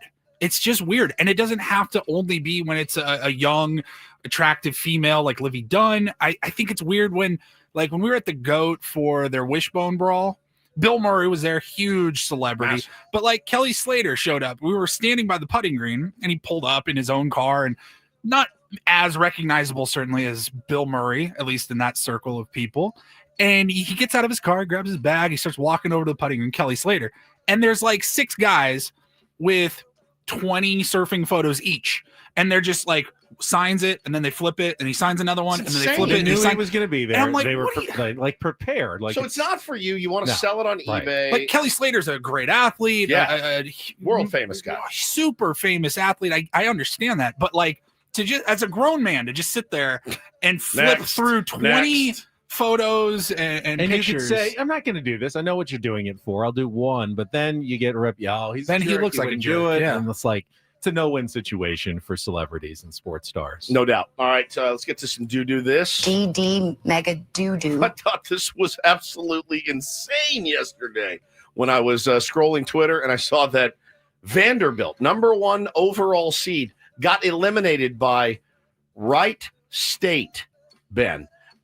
In the it's the regionals of the NCAA tournament. Yeah, they were the #1 seed. Vanderbilt hosting their regional, huge favorites to advance, and the stunner is they were knocked off and eliminated 5-4 by Wright State. Not exactly the most pedigreed program in baseball. All right, where is Wright State? Any ideas? I have no idea. None whatsoever. Right? I want to guess Michigan, but I don't think that's Tennessee. Somebody look it up. Usually they're kind of close. Ohio. I was close. Named after the Wright brothers. Oh, nice. So Griffin Page, who pitches for Wright State, decided to go out and have the game of his life. He allowed 1 hit in 8 innings. He entered regionals with an 8.90 ERA. 8.90 ERA, goes against Vandy, gives up 1 hit in 8 innings. There is nothing better than the game of baseball. Also, there is nothing worse than the game of baseball. That makes no sense. No sense. Well, at least the people of Vanderbilt, at least you have your football season to look forward to in the SEC. Now, Wright State did get eliminated by Louisville afterwards. But 24 hours later. Yeah, you spent your bullet. If you want a Cinderella story, how about University of Texas San Antonio? They upset #2 seed overall Texas and their first ever win in the NCAA tournament, and they went on to advance to their first super regional. So what's this College World Series going to look like? I don't know. The Road Runners of Texas San Antonio maybe going all the way this year, but a Cinderella story in college baseball is kind of fun. And that is Don't and Do This for a Monday. That was Don't Do This with Ben and Woods on 97.3 The Fan. All right, Padres with a narrow win on Friday and then a stinker of a performance on Saturday. We'll get into the rest of the weekend that was in Padres baseball when we come back with more Ben and Woods on San Diego's #1 sports station. We did forget to mention Dodger Stadium crumbling for Don't Do This. They had to put the We will do Net that. up, yeah. We can do that in the Reindl report, Ray. Sure Thank thing. you. Great reminder. All right, before we go on, though, I want to talk about sdfatloss.com. Got some nice compliments yesterday. I was playing in that golf tournament. People I hadn't seen in a couple of years. They go, wow, what did you do? That's nice when 2 years later people are still going, how did you lose all the weight? I said, well, sdfatloss.com. Followed their program. Their counselor set out for me. Really, just follow directions very simply. 8 foods like chicken and steak and vegetables. Right times, right portions. And I lost weight, 40 pounds in 60 days. Yeah, really. Up to a pound of fat per day, 10 to 20% of your body weight in 2 months. That's what you can expect when you follow the sdfatloss.com program and you do it safely with no drugs or injections. You don't have to buy any bars or shakes, and you don't have to exercise to lose the weight. I'm not the only one. Scraby and Ello in the afternoon, they lost 77 pounds in their 2 months. John Flint down the hall lost a bunch of weight, and so many tier ones have been sharing their story, their success stories with sdfatloss.com. It's a program that works. And guess what? Good news. They have extended their spring special now into a summer special in June. It's working for so many people. They're keeping the $200 off. So go now to sdfatloss.com, schedule your free consultation, get $200 off the program, and start losing the weight up to the pound of fat per day at sdfatloss.com. Results may vary.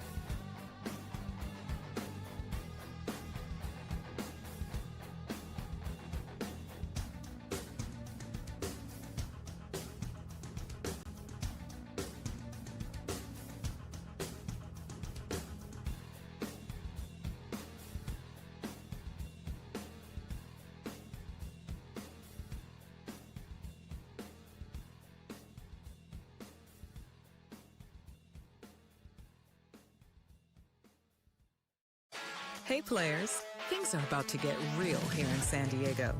Introducing the all-new Hamul Casino Resort. With a 200-room hotel tower, exciting new eats and drinks, plenty of new places to play, and a luxe spa and salon. Hello, rooftop pool and deck. It's where players can play their hearts out and enjoy all the perks that come with it.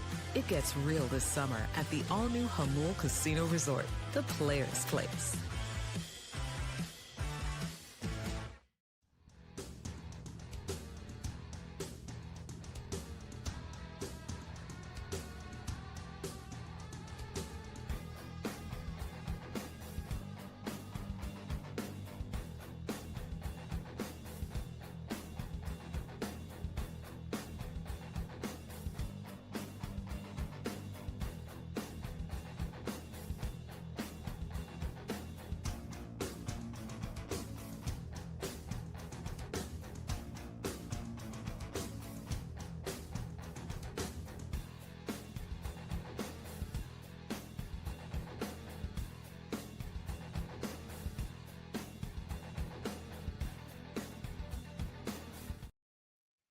Nice bounce back victory for our SDFC squad on Saturday night against Austin FC. But some concern coming out of the match. Scoreless at halftime, Woods. Luca De La Torre, San Diego's own, scored in the 60th minute to break the scoreless tie. And then Milan Alaski added a goal in stoppage time for the 2-0 win. But in that second half, Chucky Lozano, for the second time this season, pulled up with what looked like another hamstring injury and had to leave the match. Already had one that forced him to miss about a month earlier this season. So that is a big concern. And it comes at not the worst time for SDFC because they're going into the FIFA break. We talked about it last week where they don't have any MLS matches for a couple more weeks. But he's supposed to play. But he was supposed to play for Mexico for his national team and was looking forward for that opportunity for the Gold Cup. And now it looks like he'll probably be unable to play. Does that mean they won't even want him to play? Well, I mean, you know what I mean? Like, you want him to recover and get back as soon as possible if you're SDFC, obviously. Yeah, obviously you're bummed for him because he wants to do it. But if he doesn't play, is that the worst thing? Being a selfish SDFC fan, is that the worst thing for us? Hey, Jackson Merrill's not feeling great, but he's going to go play in the WBC. Now he can't. Oh, okay. Like, I see where you're going. It sucks. Obviously, it does make some sense, but I feel bad for Chucky because he had been a regular for the Mexican national team, El Tri, but hadn't played in like the last 14 months. Like they were going with some younger players but his form's been so good with SDFC that they called him up and he was going to play in the Gold Cup. And now it looks like he probably will be unable due to injury. Does that mean he won't get to play in the World Cup next year? This is their big like training and, gear up for next year's World Cup. And if he's not part of the roster, they'll just maybe skip him over. So that's kind of a sad story for him. Those hammies, man.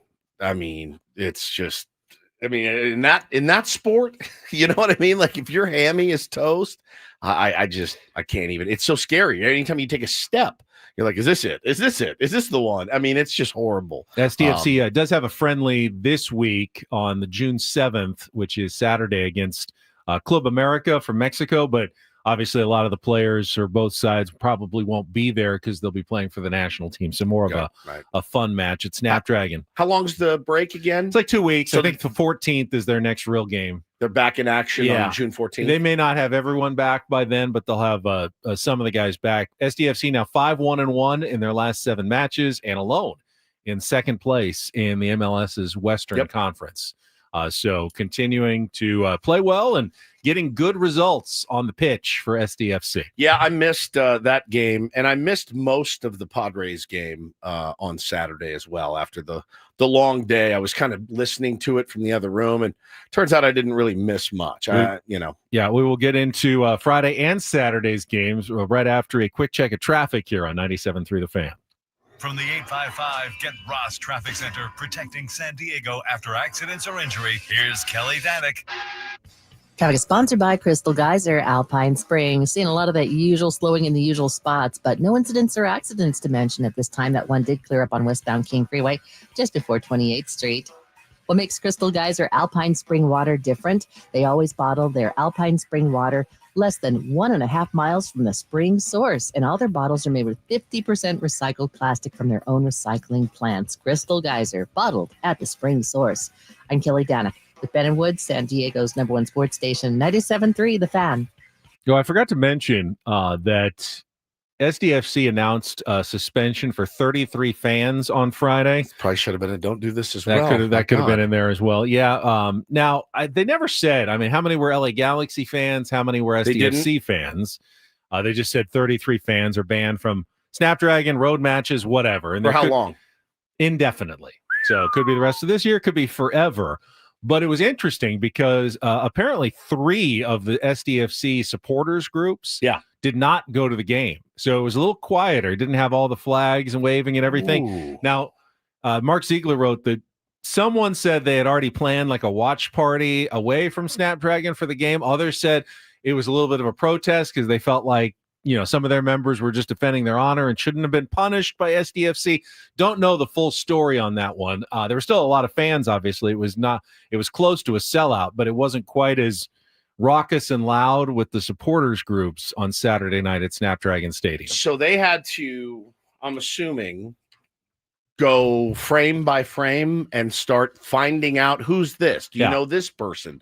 Do you know that questioning people, doing some interviews and stuff to figure it out, because MLS and SDFC and LA Galaxy, they investigated for the whole week to try to figure out kind of who was responsible for the brawls that took place. And remember, everybody listening out there, passion is awesome for your team. I'm as passionate as it gets, but somebody's always watching. Somebody is always watching these days. Like, you can't really get away with anything, much less a full-scale brawl at a Padres-Dodger game, at a SDFC game.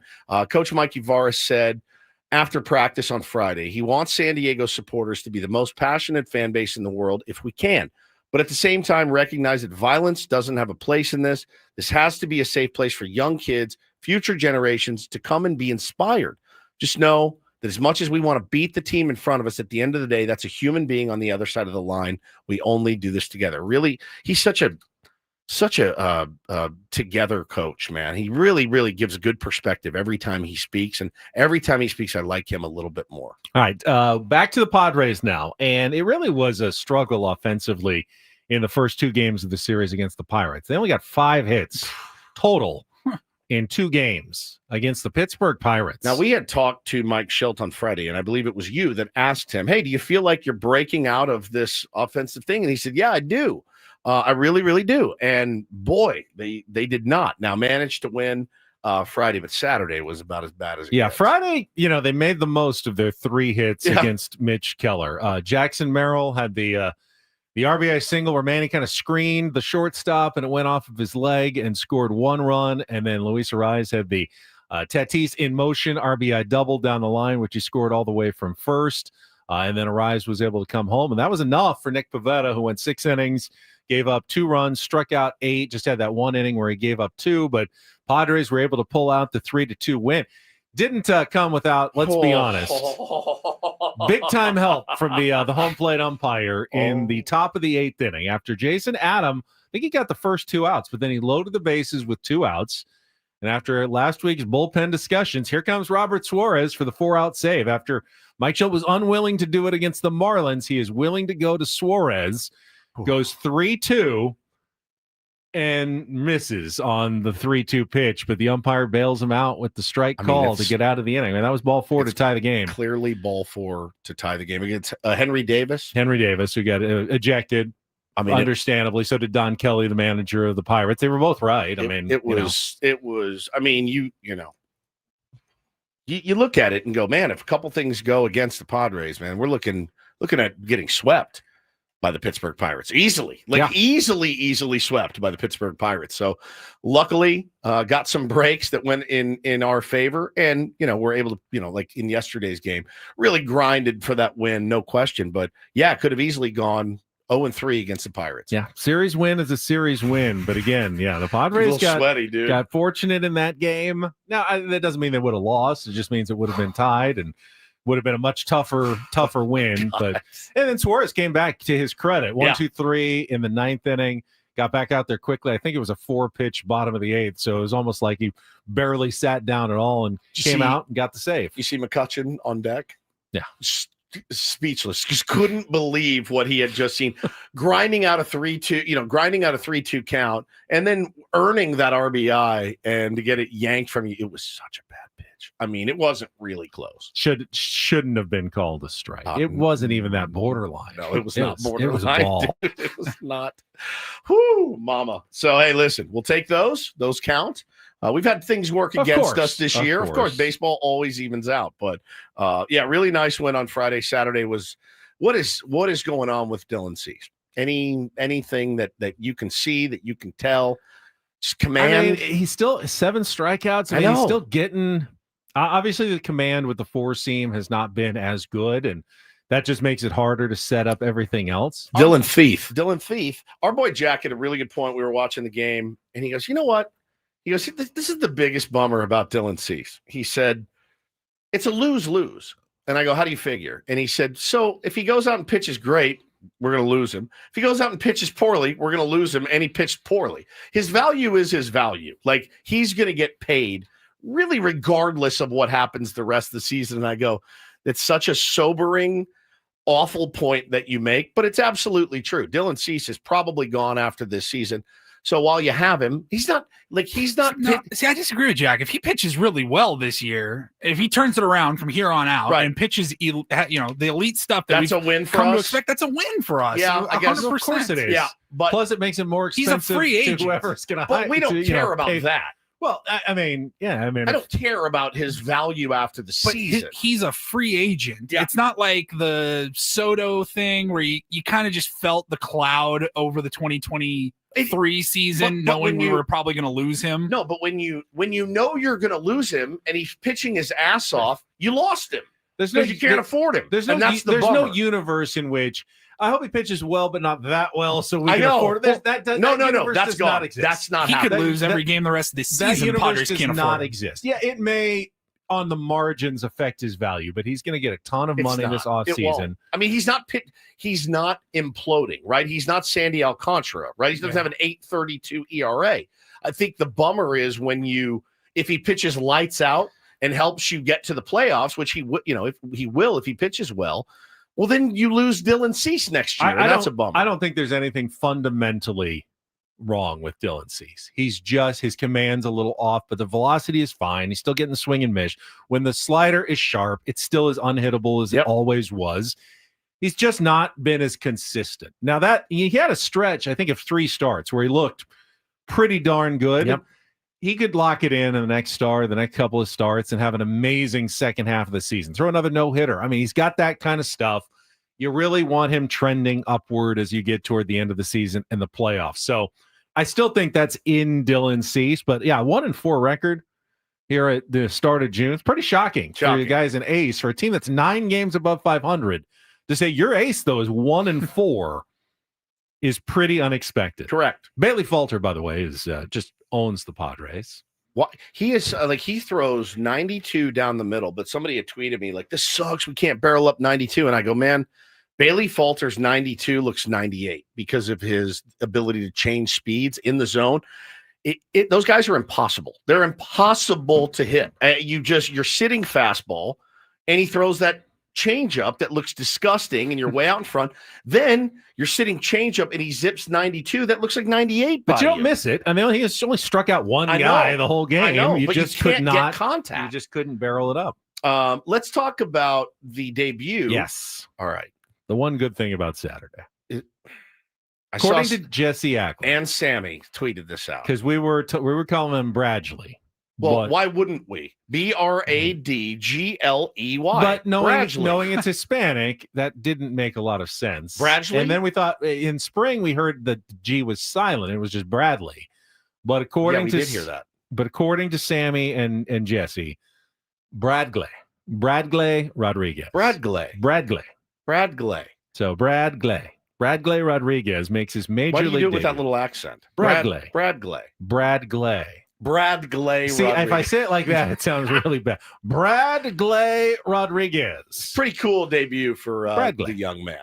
Yeah, so he comes in, big situation. Second pitch gets an First inning. runners on first and second, one gets out. a slow comebacker inning. It makes a nice play. I mean, just he calm, looked, turns it. bro. That double play he turned was spectacular. I mean, if that's other than like you don't want to give up a home run or something, but I would think the last thing you want on your first is a comebacker, not just like and then flip it over to first. I've got to make the throw now, turn to second to try to turn two. It's the last thing you want. Your first major league batter. The last thing. Yeah, other than like a knock or a homer or dotting him or something, like just being wild. That comeback to me, he's like, oh God, I got to go second base here.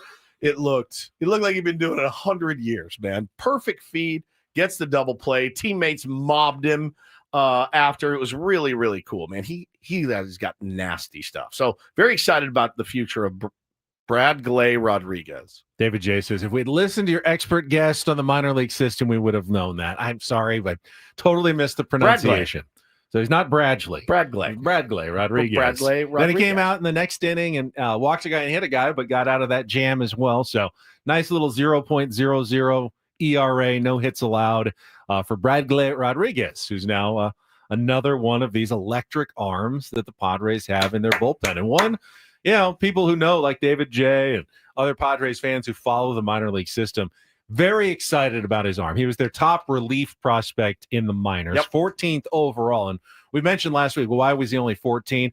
Mostly because relievers just don't have as quite a high ceiling as position players and starters. But as a relief prospect, pretty solid. And I could see him working quickly into later inning situations, especially on days where Suarez or Adam or both could be down because they're used. He's a guy who has the kind of electric stuff and that changeup that plays on the big league level that you could see him in a 7th, 8th inning type situation for the Padres going forward. No doubt about it, man. Really, really impressive stuff from him. Excited to see him work, more. All right, quick couple of hours. In hour number 3, we'll be joined by our Lynn Sider, Dennis Lynn of The Athletic, to talk about the rumor that he wrote about this morning. The Padres in trade talks with the Red Sox regarding outfielder Jarren Duran. That and Take on Woods all coming up on San Diego's #1 sports station, 97.3 The Fan.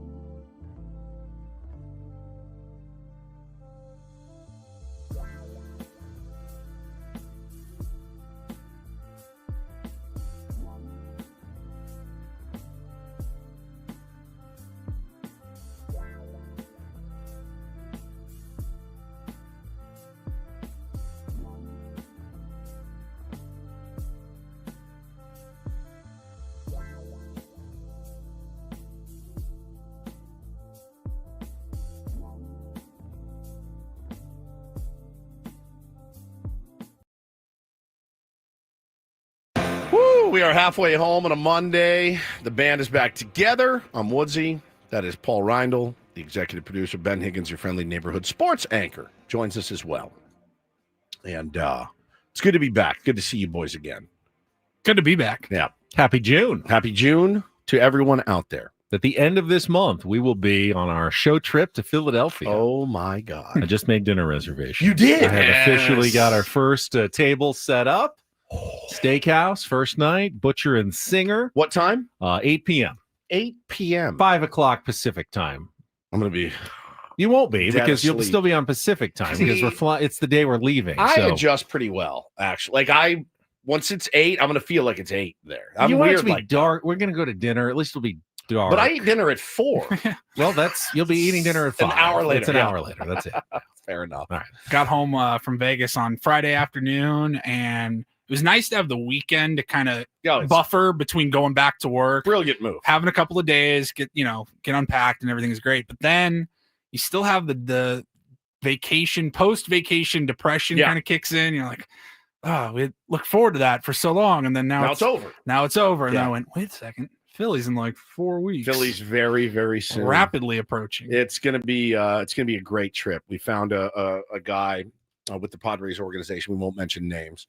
He is going to grab us sandwiches, the brilliant Philly cheesesteak sandwiches. So we have our top secret visiting team. Yep.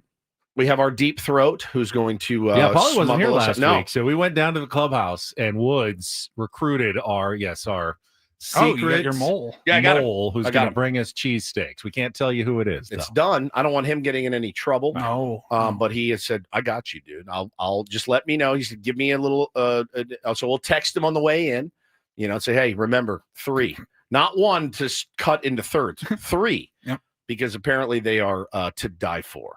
They are to die for. So we will have those. We will report back. Where'd y'all get those? I know old Shildy didn't see you boys down there sucking on cheesesteaks, right? No. I'm sorry. Do y'all have lockers here? No. So what do we do when we take them and run? So I want you. Can you bring to the game a backpack because we'll probably have some audio video equipment. Bring a backpack. Shove them in there, and then we'll just go find like a bathroom somewhere and eat them real quick in a stall. Like we're doing drugs. Yeah. Like, do they come wrapped or they come loose? They come wrapped. Okay, good. They're not loose. Because they're loose. It's gonna be us running up the stairs with loose sandwiches, or just shoving them in a backpack. Either. It's not great. Greasy loose cheese everywhere. My headphones and our microphones just have cheesesteak all over. So yeah, like where are we gonna eat them? We have to like find a seat and look around. Sucking down these. Well, I said once we get out to the fans, there's probably other cheesesteaks available, and they'll just blend in. Maybe to the other cheesesteaks. We're just in an alley behind Citizens Bank Park. People won't know that those are the real deal visiting clubhouse cheesesteaks. I'm gonna lose my mind. I can't. Now we've built it up so much in our head. Are they gonna be? We're gonna be like, oh, that's pretty good. Tastes like Jersey Mike's. You know what I mean? Like I'm so nervous about it because when I tell you it invades my thoughts at least twice a day. I do. I'm like, God, I can't wait for that thing. I love a good cheesesteak, man. So apparently, again, these are the best in the world, best on the planet. This is pretty funny. So we have a system here at work here at Odyssey, San Diego, and it's what would you call it? Promotion notifications, like from our promotion staff, things that we have to give away. Yeah, so it's internal in a database or whatever, and Paulie pulls it up every morning. An internal way for me to submit winner information so that our promotions team can reach out and give them their prizes. It's like software, if you will.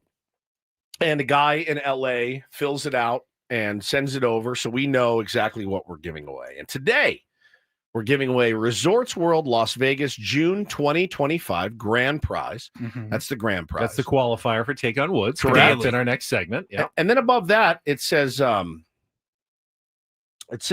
it's supposed to say San Diego County Fair, but he forgot to put the O in. So say it to yourself in your car. San Diego County Fair? Nope, San Diego is proper. Oh, not that O? County is missing the O. So there's no O in county. So that's a naughty word. It's like the naughtiest word. And Paulie got it, and I go, "You're joking." And he sent me the, yep, there it is in the deal. Bro, I was doing some prep work last night, and when I click each prize, it's got some copy points and everything. So I was getting everything ready for this morning, and I go, "I'm sorry, for what?" Yeah. The what fair? Now, it says it. Paulie sent me the screenshot. I tweeted it. I said, "We're giving away tickets to what?" Some people said, "Oh, hell yeah, I'm in. Perfect. I'll be there." Somebody said, "Looks like a fair at my ex-wife's house. I'll pass." So hardcore. Where's that one at? Never been to that one, but I'm interested. Oh my God. Talk about a spelling error. Out of all the words you could have left out, all of the letters you could have left out of the word county, That's not the one. you choose to leave out O. Is he trying? What if Ben was the one that was responsible for pulling that up and reading it? Old Ben live on the Burgundy air? over here? Yeah, old Ben Burgundy. Could you imagine having to explain that to our boss? Be the greatest flub of all time. Ever. Get me fired. Yeah, you would get canned for that. Yeah. Yeah, it's not good. So we are just to let you guys know, we are giving away tickets to the county of San Diego. The county fair, not the other one. So, yeah, if you're going to drop a vowel, not it. Conti fair is fine. The San Diego County Fair. Absolutely terrifying. Would have been great. It's no big deal. Spell check, Grammarly, there are apps available to automatically address your spelling issues. Typos, Man, I have so many jokes I can make, but I think my wife is listening right now, so I'm not going to. But that is pretty outstanding. Pretty outstanding. Outstanding work. In a dangerous sort of way. Yes. Let's see. Rest of baseball. We talked about the NL West and the injuries yesterday, over the weekend to the teams in the NL West. Outside of that, in baseball, Cubs continue to play good ball. They beat the Reds 7-3. They now have the best record along with the Mets in the National League. 15 games above 500, Woods, which is only 3 games better than the Padres right now. I mean, you can throw a blanket over the top teams in the NL. Padres, Dodgers, Mets, Cubs. The Brewers have been playing better lately, but Giants, Cardinals. I mean, right now there's a lot of teams that are very, very close to each other. And Cubs have been as consistent as anybody in the National League. Their offense has just been solid, top to bottom, all the way through. I couldn't have been more wrong about that team, too. I mean, honestly, I thought they'd be okay. I didn't think, and listen, there's still plenty of time. We've seen a lot of teams start hot. Offense stayed hot until June, July, and then, you hit the skids. But the way that PCA has been playing for them, he's in MVP talks right now. I mean, probably Shohei's going to win it, but he's a guy that's going to probably finish top 5 if he continues what he's doing. He's been on a torrid pace. The biggest, I think, surprise though is I think they have 13 home runs from their catchers. Carson Kelly, who's gotten off to a hot start, and Amaya is their other catcher. I mean, they're getting the kind of production like the Padres could not even dream of. I mean, in the best case scenario, Padres couldn't dream of the kind of offensive production the Cubs have been getting. So there really are no dead spots in their lineup, that's the key to really putting up a lot of runs. That's why the Padres so badly need to make a trade, if not for Jaron Duran, to pick up something, because right now you've got 2 dead spots in your lineup, catcher and left field. Yeah, and I know it just is so hard to consistently put up offense when you have an escape hatch. It's not just those guys, but the pitchers work around the guys before those guys so they can get to those guys to get out of innings and avoid big innings. And when someone does come through, like Elias Diaz did yesterday, guess what happens? All of a sudden the Padres have a 4-run inning but it's so rare when those guys are coming through. It's just an escape hatch for opposing pitchers. I mean, the tier 1s have 7 escape hatches after the 4-hole. So yeah, I know exactly how it works. And it's, you look at how this lineup is constructed. And I tweeted yesterday when Schulte did his patented Mike Schilt catcher for catcher pinch hit, taking out the very poor Martin Maldonado for the pretty poor Elias Diaz. And I just was seething inside. And I thought and I tweeted, this is where a bench would really come in handy. Somebody off the bench that you're like, oh God, they're going to counter with blank, right?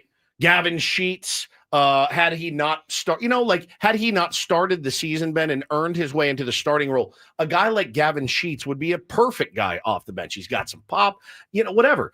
But you look at our bench and you go, Brandon Lockridge, Tyler Wade, Elias Diaz, and who else? Jose Iglesias. He was in the lineup. Oh, yeah. He was in the lineup. And you Campy, and you look at it and you go, who scares me on that bench? Not a soul. So it's more, the Padres are more than one player away. I love how they scrap. I love how they fight. There's no question about it. You can't deny 16 come from behind wins. They're tested. They know how to do it.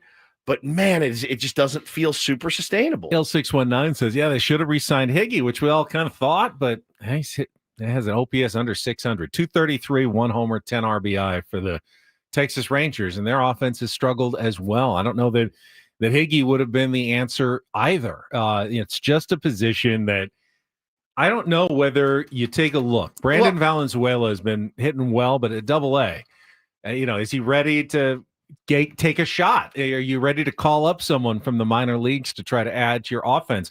You can't really trust him yet to handle a big league staff. He's never done it. So we don't need 4 catchers on the roster, right? Only 2 of which can handle a big league staff.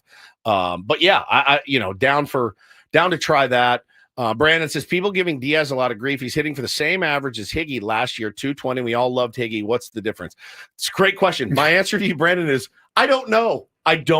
No, obviously the power home runs. The power came with Higgy later. Higgy's home runs were huge. I mean, what did he end up with? 18 at the end of the season. I mean, though that was the difference maker. I feel like 12 of them came in the second half of the year as well. All right, David J is high on Brandon Valenzuela. Yep. He says give him a shot. He could quickly step into the role of managing a big league staff. Will he hit on the big league level? I mean, Campy hit more at AAA. And has not gotten a single. He's still hitless. Is he still right? hitless? I think he's still completely hitless. He's walking, but has not gotten a hit on the big league level. Tirso had his chance. He's like in the outfield. 15, over 13. Was not hitting on the big league level. Would Brandon Valenzuela be any different? I mean, I guess you won't ever know until you give it a try and find out. Some guys do make the leap, but the Padres have had trouble finding guys to make that leap from the minor leagues to hit in the major leagues at this level. Yeah, can't be betting 0.0. What's his OBP though? It's not that bad for a 0.00 average. I don't think it's horrifically bad because of all the walks. All the walks. How many walks are we talking here? 6 or 7. 6 walks. His OBP is it 500? No, 316. It's pretty good for a 0.00 average. I mean, we have a low bar, buddy. Yeah. That's a low bar for Luis Campusano. Yeah, so still looking. I sat against a lefty on Saturday, I believe. So, yeah, man, rough goings for him. This all started, we're talking about the Cubs and how they're getting production throughout their lineup. The best team, though, in baseball continues to be the Detroit Tigers with a 39-21 record. They shut out the Royals yesterday, 1-0. We saw them early in the season. I thought they were good. I didn't see this from the Tigers, that they have now extended their run as, atop the MLB standings, and they don't look like they're giving any ground at this point. Do you feel like the Tigers are I think they're staying for real. Power for real? I thought they were for real last year, and AJ Hinch is a really good manager. Got these guys believing in themselves, having really good years from guys like Spencer Torkelson, who, they kind of wonder, will he ever break through? He absolutely has. They did lose Jackson Jobe. He's going to be out for a while. I believe he hurt his elbow. So yeah, man, I believe in the Tigers a lot. Playing in that division certainly helps, but I think they could easily. It wouldn't surprise me, Benny, if they're one of the last 2 standing in the AL. Tigers and Yankees do feel like the best couple of teams. I know the Yankees took it on the chin against the Dodgers over the weekend 2 times, but those seem like they've kind of separated themselves from the rest. And then one of the hottest teams in baseball right now are the Milwaukee Brewers, who have now won 7 in a row, and not against a bad team. They swept the Phillies over the weekend, who did have the best record in the National League until that series. Guess who the Padres are going to be playing after they go to San Francisco? The white hot Milwaukee Brewers. Right. which they get back above 500 and climbing back into the wild card race. So I don't think I could name 5 guys on their team. Really, they've traded everybody away. They got Jackson Churio, Sal Frelick, Freddie Peralta, and still have they still have he just hit the walk-off grand slam. He's been on Yelich. Oh, Yelich. Yeah, Yelich has been on the team forever. I thought he was hurt. I know he had a walk-off grand slam a few days ago. He got hit in the hand. Oh, this weekend? Got hit in the hand. They pulled him out. So maybe he'll be back. I don't know, man. But it's Pat Murphy. I mean, manager of the year over Mike Schilt last year. I may have quibbled with that, but picking it up and doing it again with even less this year, to have a winning record with that team this year, it's impressive what he's done with the Brewers. Yep. All right, we will take a timeout. We need a contestant for Take on Woods. That's the other prize, not the one with the misspelling. That's the trips to Resorts World Spa prize package, so you can be the first qualifier with our musical trivia challenge. It is coming up next. Call in now at 833-288-0973, 833-288-0973. Put you on hold during the break, and you can go head-to-head against Woods. When we come back after Kelly's traffic, more Ben and Woods on the way on San Diego's #1 sports station, 97.3 The Fan. Gambling problem? Call 1-800-GAMBLER. GEGE 000-466. For a full list of games and rules, play at 7 Mile Casino. Visit 7milecasino.com. Before we get to any of that, though, Woods and I want to tell you again about 7 Mile Casino. It's Monday morning. It's 8:18. Probably not thinking necessarily card room, but I love the option is there for you. It's one of San Diego's few 24/7 options right there, just down the 5 freeway in Chula Vista. If you got an odd schedule, you work the overnights, you're looking for a way to unwind when you get up in the morning, 6, 7 o'clock, you can go play cards. They've got games spread all day long at 7 Mile Casino. Well, I mean, you can also go tonight if you want. You can go tonight, you can go today, 24 hours a day. Great place to play. California-style blackjack, Texas Hold'em, Pai Gow, and Baccarat. Baccarat. It's a place for card players. So they'll take your high-limit action as well. If you're a high-limit player, they'll take good care of you. Check them out for yourself. 7 Mile Casino, just 7 minutes from downtown.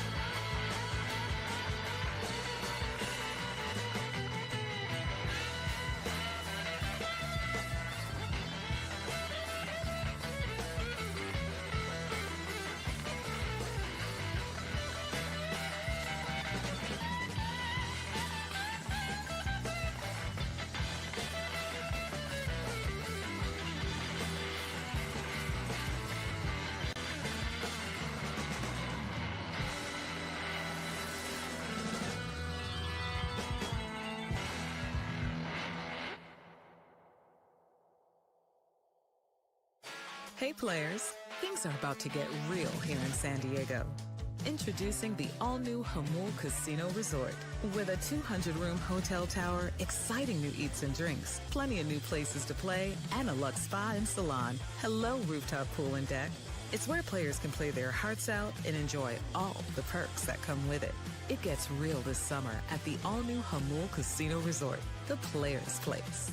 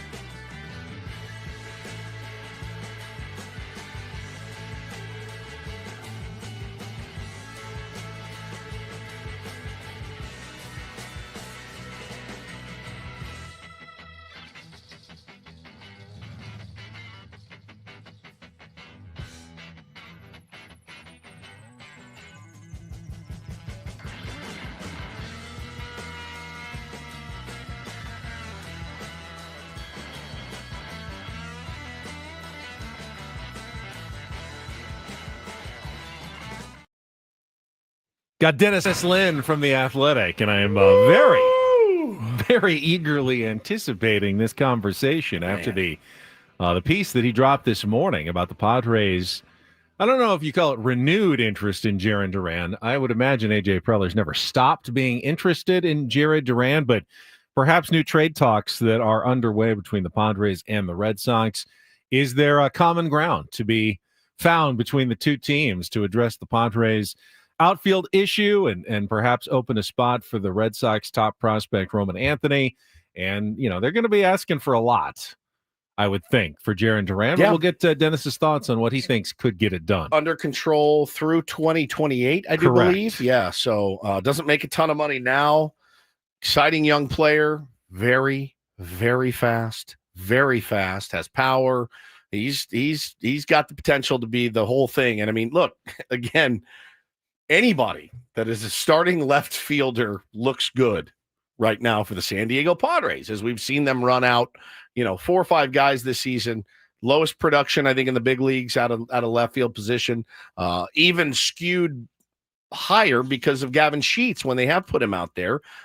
If Gavin Sheets had not played 1 second of left field, I think we would definitely be bottom of the barrel. Just no production out of that spot. And we don't want to see Gavin Sheets playing more left field. I really don't. It's dangerous. I like that guy a lot, man, and he hit that wall. That was not an easy play, but oh God, no. A good left fielder might actually go back and grab that one. And what about the one before in the game? Same exact kind of play.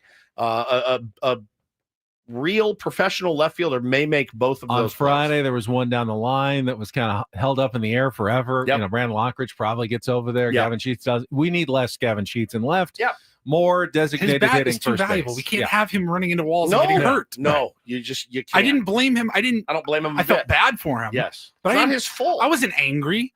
I guess I was angry. Why is he even in that situation? I know. That is not a position for him to succeed in. Nope. You want his bat in the lineup. You got to be creative on ways to get it in there without having to bench somebody else that's, a valuable bat.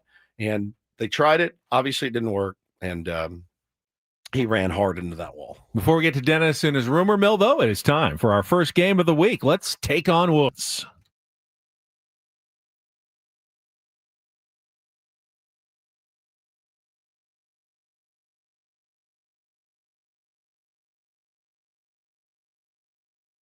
Take on Woods brought to you by Bay Alarm, security and fire alarms for every business. We got you, and I think we got Charles. Are you there, Charles? Oh, yeah, I'm here. All right, turn down your radio and get ready to play because you could be our first qualifier this month for our brand new grand prize. Beat or tie Woods, and you will be in for the drawing for a 2-night stay at Resorts World Las Vegas, 2 spa passes, and food and beverage credit at any of their 5 pools. You can celebrate summer with a spa and pool getaway at Resorts World Las Vegas, home of the largest elevated pool complex on the Strip. 2-night stay, dine poolside at one of 5 unique pool experiences, and the ultimate in relaxation and wellness at Awana Spa, which we can learn more about from Paulie if he wants to tell us at some point. You want to win this prize, All right, Charles. first things first, though, we got to play our game here, and you got 3 categories to choose from, Charles. When is now? Still sitting there, an all 2-second song category centered around the word when. Talking to the divine, the word prayer appearing in those answers. And our new category, self-care. 5 song titles that include either the word self or yourself in the title. So, when is now? Talking to the divine or self-care? Charles, what's it going to be? Let's do talking to the divine. Talking to the divine. All right, this is actually a category submitted by Tier 1 Billy. Thank you, Billy. 5 song titles, all including the word prayer. You'll have 60 seconds to try to answer as many as you can. If you don't know one, say pass. We'll come back to it if there's time left on the clock. First question is our 2-second song. Paulie will play you a little music. You need to give me that song title with the word prayer and the artist to score the point. Charles, you ready to play? Yes, sir. All right, let's do it. Hang on, I got to cue it up here. All right, Paulie's going to cue it up. Because it's not the start. It's not at the start. 60 seconds again. You'll have 5 questions. Paul, you ready? Yep. All right. 60 seconds begins when Paulie plays the music. Good luck, Charles. Let's take on Woods. Living on a Prayer by Bon Jovi. Correct. Which 1989 hit by Madonna featured a controversial music video condemned by the Vatican? Oh, goodness. Pass. Which Dionne Warwick hit was sung by the entire cast during a scene from the 1997 movie My Best Friend's Wedding? Pass. Duran says wait until the morning after to do what in a 1982 hit? Wait until the morning after prayer. No. Garth Brooks thanks God for what in a sentimental 1991 hit that went to number 1 on the country charts? Pass. Go back to which 1989 hit by Madonna featured a controversial musical video condemned by the Vatican?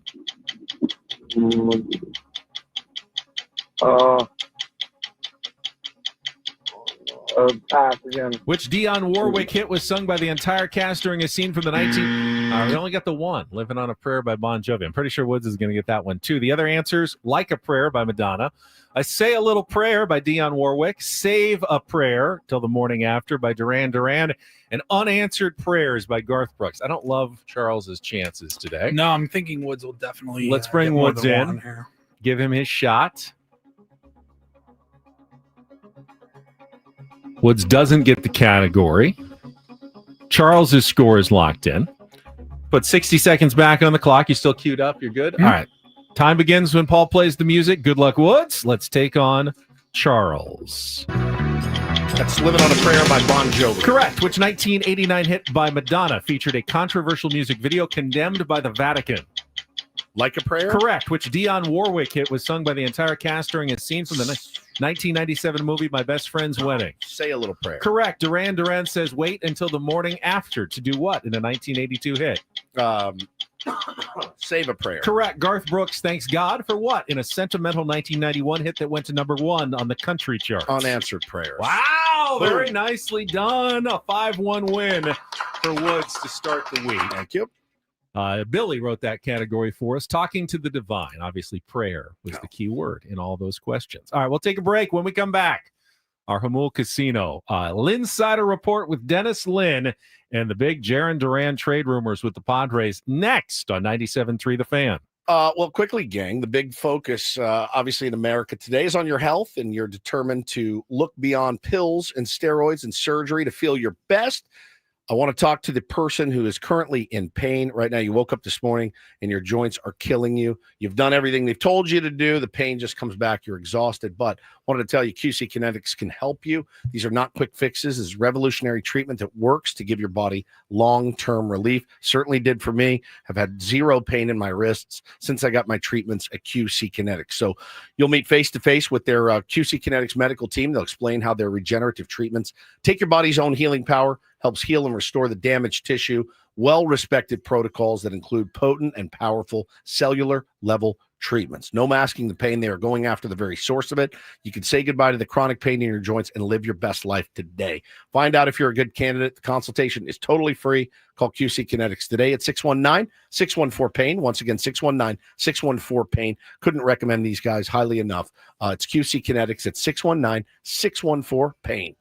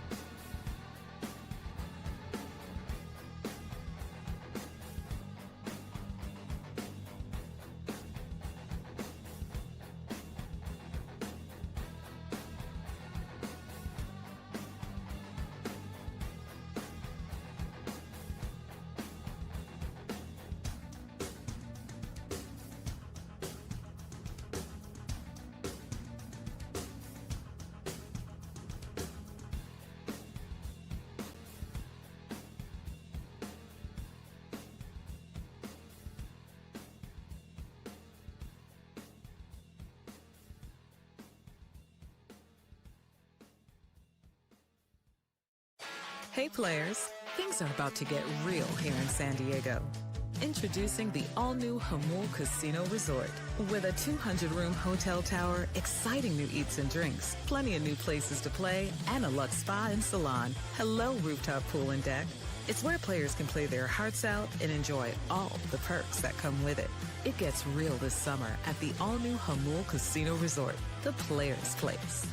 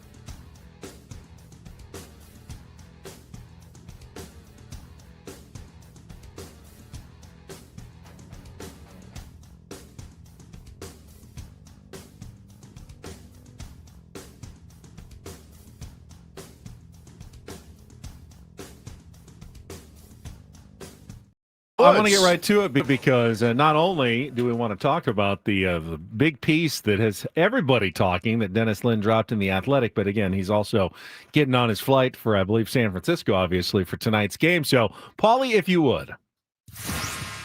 Happy Monday, Padres fans. It's time to discuss the weekend that was for the Padres with our Ben & Woods Linsider, Dennis Lynn from The Athletic. Brought to you by the all-new Hamul Casino Resort, the player's place. Things are about to get real with the all-new Hamul Casino Resort. With gorgeous rooms and exciting new eats and drinks, it gets real this summer at Hamul Casino Resort, the player's place. Good morning to Dennis Lynn joining us as he gets ready to hit the road again. And Dennis, let's just get right to it. Tell us about the piece you wrote this morning and where you're hearing some of these rumors from involving the Padres and the Red Sox. Well, I know the number one reaction to a story like this might be AJ Preller is interested in literally half the league. So why is this a story? But I think there are a few things here that are notable. Number one, obviously, we saw what happened with Gavin Sheets, unfortunately, yesterday in left field. He's been admirably trying to fill in over there, but clearly he shouldn't be a regular left fielder. And even before he started flying over there, it was pretty obvious the Padres needed a left fielder. And number two, I mean, Duran, yeah, he's a really good player. So on the surface, why would the Red Sox even entertain trading him? He's got 3 years of control after this, so he's also going to be expensive if he is traded this year. But they've got a number one prospect probably in baseball right now, outfielder Roman Anthony, ready to come up. Probably should have been up a few weeks ago. And from sounds of it, the Red Sox would be willing to listen on him. So, yeah, it's AJ Preller. I know he doesn't have quite as many resources and capital as he used to have, but, you know, he's always going to be creative. And I don't think he's going to restrict himself to just incremental improvements in left field or wherever else he has needs. So it's definitely worth, I think, monitoring as we head into this really tough June schedule the Padres have. And another thing to keep in mind is that they might have starting pitching needs as well. So I don't know how much they want to allocate to left field, but clearly left field is a position in dire need of an upgrade. Yeah, no question. And it's a player with multiple years of control, which I know, obviously every GM would do that if they could. The rental market is very, very expensive, certainly, Dennis. And Man, you've certainly whet our appetite this morning, and I think everybody listening has certainly imagined what Jarren Duran would look like roaming left field of Petco Park, and man, it sure does seem like a natural fit. Do you get the sense in Boston that, like, I know they want to make room for Roman Anthony, right? But a guy that young with that many years of control, do you sense that there's other things going on with Jarren Duran and why maybe he's not a good fit in Boston? I do, and I mean, some of it might be as easily explained as, selling high a little bit on a guy who's already in his late 20s, and I mean, his team's kind of predicated on athleticism, and yeah, he's a really, really good player. But yeah, I mean, I think there's been, I don't know if it's, you call it stuff behind the scenes, but yeah, I mean, without being too specific, I think they are willing to, listen to, legitimately listen this summer to trade offers for him. And they do still want to compete. So it's going to have to be a really good return, given that, he was basically an MVP candidate, or at least a candidate for runner-up behind Aaron Judge all last summer. But yeah, I think, I mean, Roman Anthony, they need to find a spot for him. They've got other outfielders, and I think as far as return, I don't know exactly what they would be looking for if they do, seriously go down this road, but they could probably use some relief help with which the Padres can offer. They could use help at first base, obviously, with Devers not playing over there, and maybe it's not just a total prospect package, because they're looking to compete, obviously, and there's a lot of pressure on that front office right now to maybe shake things up in a bit. So I think if they're going to shake things up, trading the guy who was an MVP candidate last year would be a big step, but I think it's something they're willing to listen to. Now, that's kind of interesting, because the suggestion that some arms, some first base could be included. I was going to ask you, could the Padres pull off this deal without including Leo Dallas DeVries, now a top 10 prospect in all of baseball? Because I'm Craig Breslow. That's the first thing I'm asking about if you're asking about Jarren Duran. Yeah, him and every other GM in baseball, right? Yeah. I don't see Preller moving him. I don't necessarily see him moving Ethan Salas. I mean, he's hurt right now, so that kind of complicates any potential trade involving him anyway. But yeah, I mean, he's going to be open. I would imagine. I mean, at one point we thought Mackenzie Gore and James Wood were untouchable, and now they're Washington Nationals. And the Padres have probably a finite window here with Michael King and Dylan Cease that become free agents after the season. So yeah, if it's a guy who doesn't have a big salary, who also has years control, I think the Padres have to consider it. Talking to Dennis Lynn from The Athletic here on Ben and Woods this morning. We talked to Eno Saris from The Athletic last week, Dennis, and he said, where the Padres may fit in as far as starting pitching goes, there's those number threes, those number fours, those number fives, and those guys can help you, get to the playoffs. Any rumors going around about maybe, because as you mentioned it, man, no idea on Darvish, really no idea on Michael King yet either. I don't know that Hart, Kolek, Vasquez, will get it done throughout the course of a long season. Any other rumors about Preller sniffing around any starting pitching from other teams? Nothing that I would feel comfortable just throwing out there right now. Sure. But I mean, I think number one, they have to try to get Dylan Cease back on track, because if they don't do that, even if King comes back, even if Darvish eventually comes back, they're probably not going too far. I mean, he obviously did not have a great postseason last year, which affected their NLDS, their run ending there. But yeah, he's just not gone deep into games. He's not gotten ahead in counts consistently enough. But we all know, he's got the stuff to be a number one when he's on. And the Padres, with this upcoming stretch of games, only a couple off days this month, and a lot of tough matchups, they're really going to need him. Again, especially with Michael King and Darvish kind of up in the air. So if they can get him right, and if they can get those other two guys back healthy eventually, I think that will really affect how much they need to do on the starting pitching front going into July. But like right now, I would say they're probably a little reluctant to give up the farm for some starting pitching right now, especially because, again, they need a left fielder too.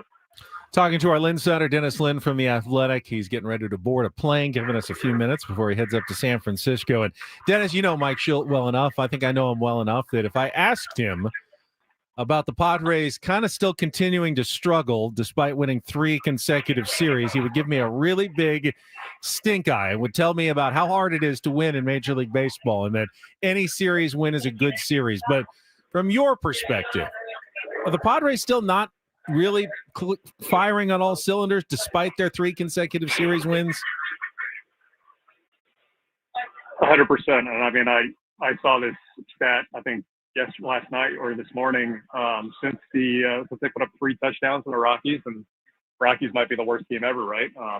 It's been a span of 19 games since that 21-0 beatdown at Coors Field. The Padres have been last in the majors in OPS.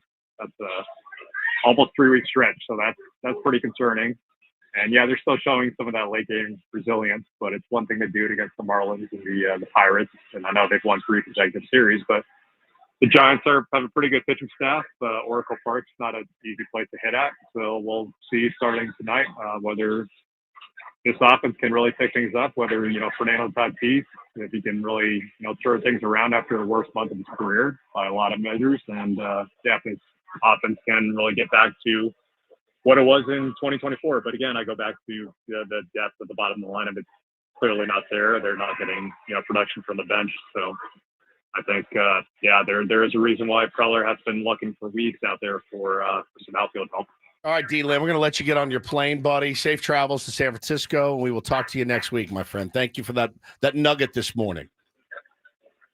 Thanks very much, guys. Talk to you next week. All right, buddy. Dennis Lynn, our Lynn Snyder, weekly Mondays from The Athletic, and the big piece this morning. You should check it out if you're not a subscriber.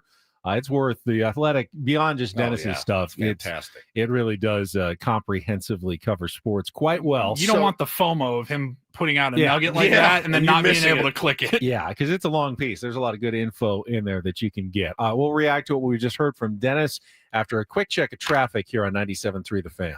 From the 855 Get Ross Traffic Center, protecting San Diego after accidents or injury, here's Kelly Danick. Got an accident involving a motorcycle westbound King Freeway right at the South 15 connector ramp. Accident has cleared on westbound 8 near Main Street, but now a traffic alert in effect in La Mesa. Eastbound 8 near El Cajon Boulevard. They're having to shut the road down to do some emergency maintenance. So yeah, it might take a few minutes on that. That's eastbound 8 at El Cajon Boulevard. Expect some delays there. I'm Kelly Danick with Ben & Woods, San Diego's #1 sports station, 97.3 The Fan. All right, so there was an idea that you could pull this trade off without giving up either Leah Dallas DeVries or Ethan Salas, at least according to Dennis Lynn. Sure. Bullpen arms, again, something that we do have, a surplus of.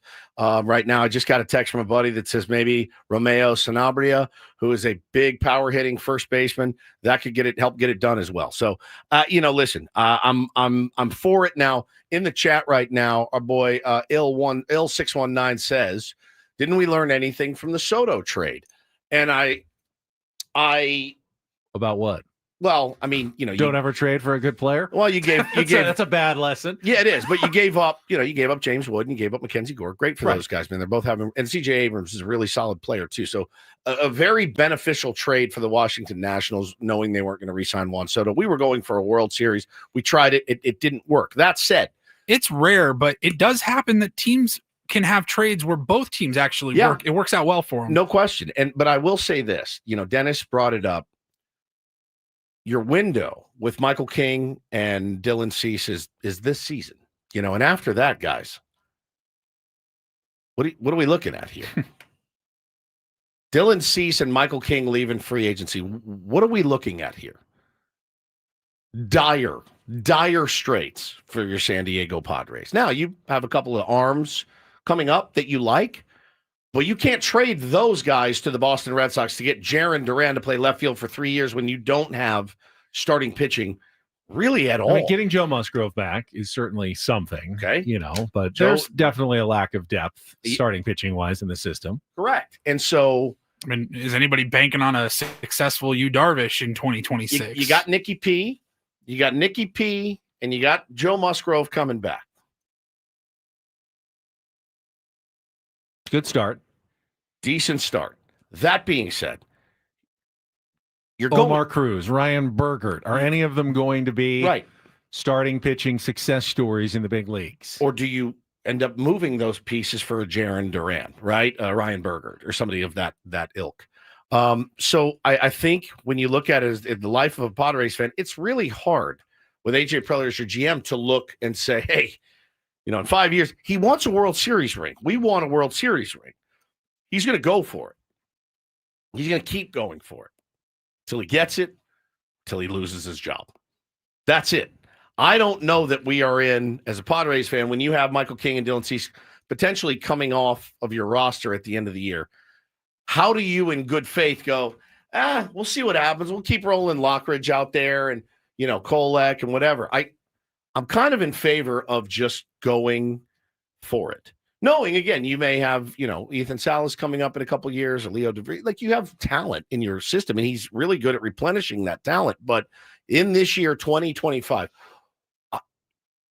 outside of trading Leo Dallas DeVries, I think you're open for business. I think so as well. I mean, that's the AJ Preller lesson. Yes, Juan Soto, you gave up some good prospects. You did flip them, and you ended up with Michael King and Dylan Cease, after all the trades were said and done. You didn't get nothing for Juan Soto on the back end, but other trades, I mean, a lot of guys that the Padres have given up. I mean, is anyone, Graham Paulie's in the big league. He's not a big star. Jacob Marcy, no. I mean, You've gotten good players for prospects that didn't turn into anything as well.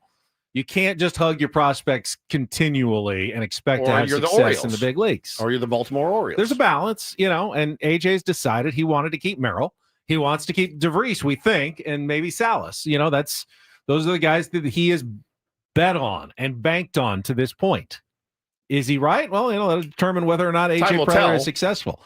I don't know that we're heading toward a timeline when AJ is not going to be the general manager. I think he's a good GM. We had this discussion last week. We trust AJ's decision-making. Doesn't mean he's going to win a World Series, he's going to be right, but it does mean that there's a lot of candidates out there who's probably worse at this job than he is at this point. Yes, but I know one thing I do know about our general manager is that he is determined to win. Which is why I would want to keep AJ. I'd be thinking about extending him. That's this point. You don't have to win a World Series to be a good general manager. Correct. And the grass is certainly not greener for a lot of GMs out there. There's plenty of them out there, Ben, that are happy making the playoffs or whatever and keeping 15 prospects that they probably don't need and could have flipped. All right, we will come back. One more hour of Ben and Woods on the way on San Diego's #1 sports station, 97.3 The Fan.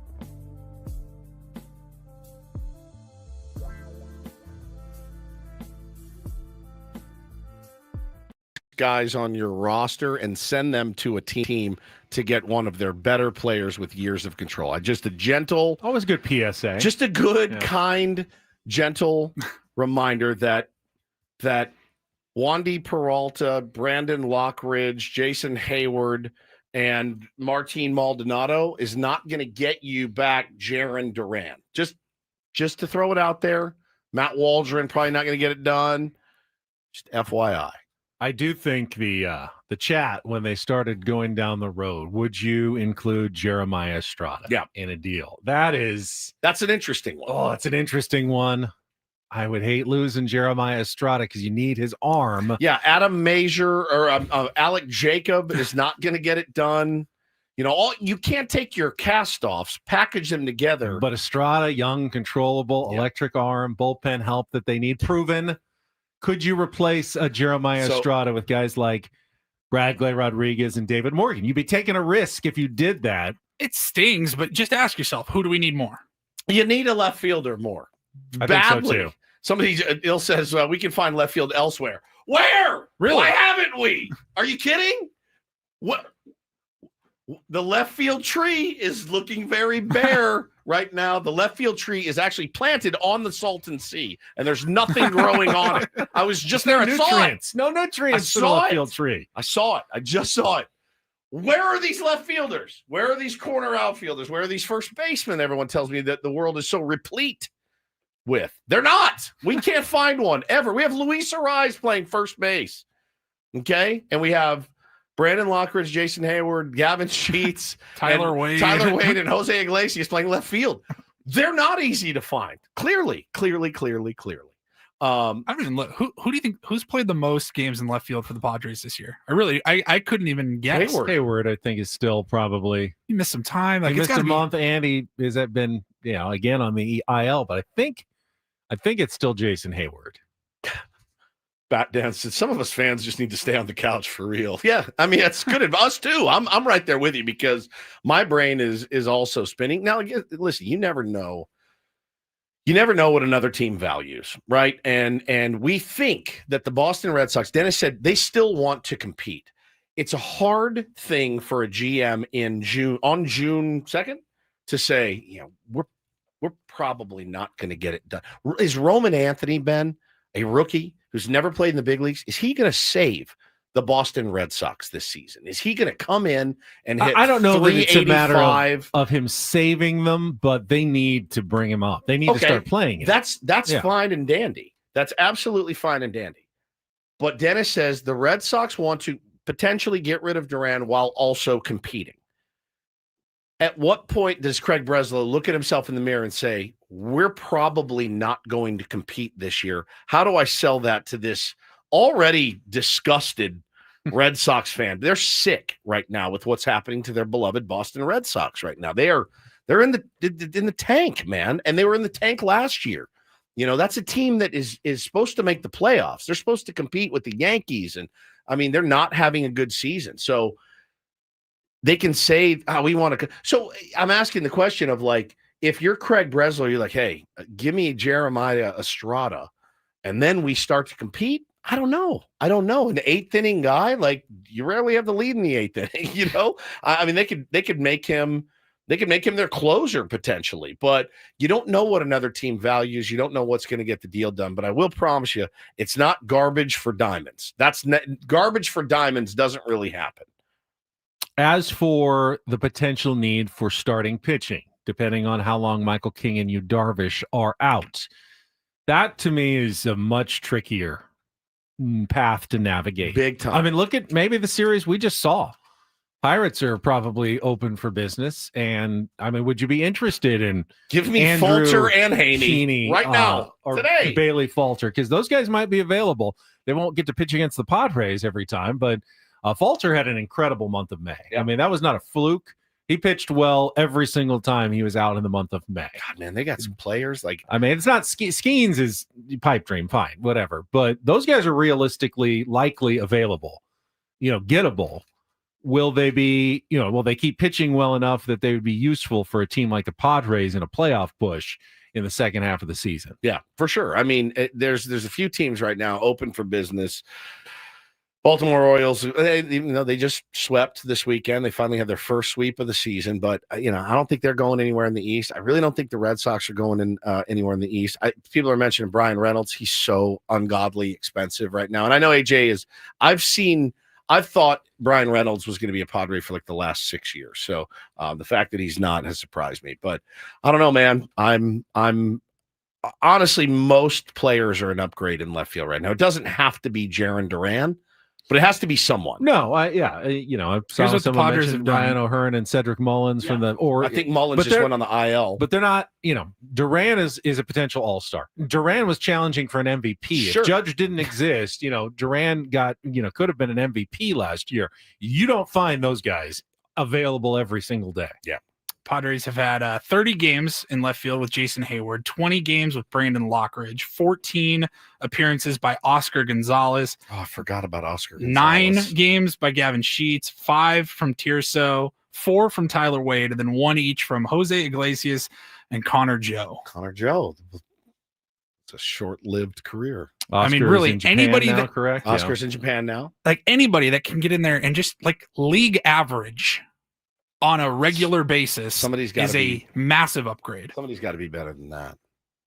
But it can't be Gavin Sheets. I think we all feel like that's they need him at DH, and you're risking injury when you're putting him out in left field. Yep. Yeah, it'll be interesting to see what this team's able to If pull you're off. working on anything with Gavin Sheets, I'd give him a first baseman's glove and have him just exclusively working on that because he's got the build of a first baseman. Jake to left field. We've tried that. Woods tried to get AJ to move Jake to left field last week. It didn't work. He's not great at first either. I'm saying, but like if he's going to work on anything in the field, that's kind of the only spot for him. He's Other probably than going to hurt DH. himself at first base, though. What do you? I mean, what's it's DH. DH. I think he's perfect DH. Perfect DH. Perfect. But you need a left fielder. Yeah. And you don't have one. I'm very mad at Dennis Lynn for that for report. because now I'm thinking about all I picture him is in what he looks like in the City Connects on a Friday night. And I'm thinking, all right, so we go lead off, Jaron Duran. Right. Then you put Tatis in the 2, Merrill 3, Machado 4, Arise 5, Bogey, Crone 6, Sheets, and you're like, oh my God, I know. That's a pretty solid lineup right there. Yeah, if you play MLB The Show, you're already working that trade right now. You're trading Yuki Matsui and Sean Reynolds over to the Red Sox and hitting forced trade. Speaking of interesting pieces on the Padres this morning, Letters to AJ has a new Substack out. Very advanced stuff talking about Fernando Tatis Jr.'s slump. He gets in, if you really like to get into the advanced look at batting metrics. He makes me feel very dumb. Yeah, I mean, attack angle. I mean, it's a couple things surprised me though. First of all, he connected the slump possibly to the hit by pitch from Mitch Keller from the beginning of the month of May, that while it never kept Fernando out, I think it was just the one day he missed, could it have affected his swing a little bit? That's just speculation on Letters to AJ's part, but it's certainly something you want to think about because they do coincide somewhat, 1-to-1 with Fernando's lack of production. But what really surprised me is that feels like Fernando's just hitting ground ball after ground ball, and that's been the problem. He actually had a higher ground ball rate in April when he was red hot, and is hitting more balls in the air, which is what you think you want him to do. So he's just not hitting line drives like he was in April. He's hitting like no line drives, too many, fly outs that aren't going anywhere. And when he does hit ground balls, now they're not finding holes. They're going right at people for double play grounders and ground outs. So, some bad luck maybe in it for Fernando Tatis Jr., as is usually the case. An explanation is not simply one thing. It's oftentimes multiple things stacked upon each other. Pretty interesting. I just saw this come out, graphic. Most 100-mile-an-hour plus ground balls. Number 1, Yandy Diaz. Number 2, Jaron Duran. Number 3, Fernando Tatis Jr. Stack them right next to each other in the lineup, and they're just hitting 110-mile-an-hour ground outs at people. Rafael Devers in there. Juan Soto's in there as well. James Wood is in there. So, yeah, man. Look, we all subscribe to the hit the ball hard, good things will happen, and more often than not they do. But we were subjected to Eric Hosmer hitting 105-mile-an-hour line drive or ground balls right at the second baseman for 6 years. So it's also worse when you're doing it as a lefty. Yeah. Because Well, it's easier to get a guy out on a ground ball to the right side. On a ground ball to the left side, yeah, you're going to hit some hard ones at people and get out, but you're also going to get some infield singles in the hole. It's tougher to get guys out on the left side, but when you're pulling it to the second baseman or the first baseman, you're out 99% of the time if you don't get to a hole. No doubt. So that you like that to was get to a part hole. of it. You want to get to a hole quicker than not. Correct. Right. Holes are good. In this sense, yes. Yes. I mean, really in every sense. Well, I unless don't- you fall in one. Padres have a hole in left field. It's not. There's good a either. hole in the lineup. Hole's not always great. Not always. Holes are just, hole is not hole. So that was interesting. Letters to AJ also points out what we, I think, all realized, that he says the basically the easier part of the schedule is now over. The soft part of the schedule, 57 feel games, soft, did it? 33 and 24. But between now and the All-Star break, essentially, the only team the Padres face that has a losing record is the Arizona Diamondbacks. And no one is under any misconception that those are going to be easy games to win against a divisional rival. Boy, this makes me a little nervous. David J just put in the chat. He's an exception. Duran, that is an exceptional Fenway hitter. Roughly 25 to 30 of his extra base hits last year are outs. Playing in the NL West. Remind you of anybody that's on our current roster was an exceptional hitter at Fenway, has come here and has not been, by all accounts, an exceptional hitter in the slightest. 322 feet, fly balls to left field that are doubles in Boston are outs here. Yeah. Interesting. Xander's an entirely different topic. Yeah, he is, for an entirely different day. Yeah, I just don't think I can get into that right now. Yeah, we got 8 more Xander, years. I don't have. Yeah, we have 9 more years to talk about it. We're good. Fine, plenty of time. I'll be long gone. Just so you know, I will not see the end of his contract. I'm telling you that right now. Mark my words. If I see the end of Xander Bogaerts' contract on the radio, something's gone terribly wrong in my life. You could say maybe You got a problem. Yeah, I got a problem. Yeah. 9 more years, no chance. No chance. I will not be on the air the day he hangs him up as a San Diego. If he plays even out his whole optimistic Ben is changing his focus to what is it going to take to get Xander going to what did they get so wrong about Xander? How did we get this so wrong? It's hard for me to see a path that turns into a guy. I mean, hopefully he can be just a league average player and not, a bad player for the kind of money that he's making, but I don't ever see him that's still an L. I don't ever see him playing up to his contract at this point, which is kind of sad. Us begging for him to be just league average for his career or the last portion of this contract, that still is an L. Yeah. I mean, you're paying premium money at a premium position and hoping and praying for league average production. Well, we still got a guy in the chat, mad that AJ traded Max Fried. That's how long ago was that? 11 years ago? Yeah. I mean, again, 10 years ago. All his trades haven't been home runs. No GM's trades are home runs every single time. In fact, rarely. I mean, really, it's he's made some big blockbuster trades. A lot of them have worked. Some of them haven't. But I think right now he's got this organization in a pretty good place. This is going to be a pretty big trade deadline for us. It's going to be very, very big. I think you're going to see a few new faces here. How do you get that done?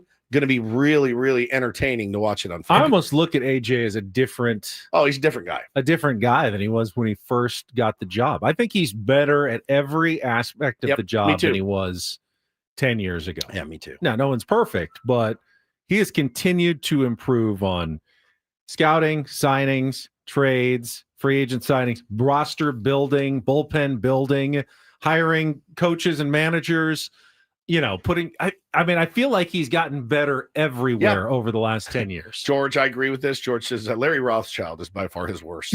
Yeah, you can give me all the Max Fried. You can trade all the Max Frieds you want. I agree. Larry Rothschild is by far the worst. And it sounds so obvious. Learn from your mistakes. But so many of us don't.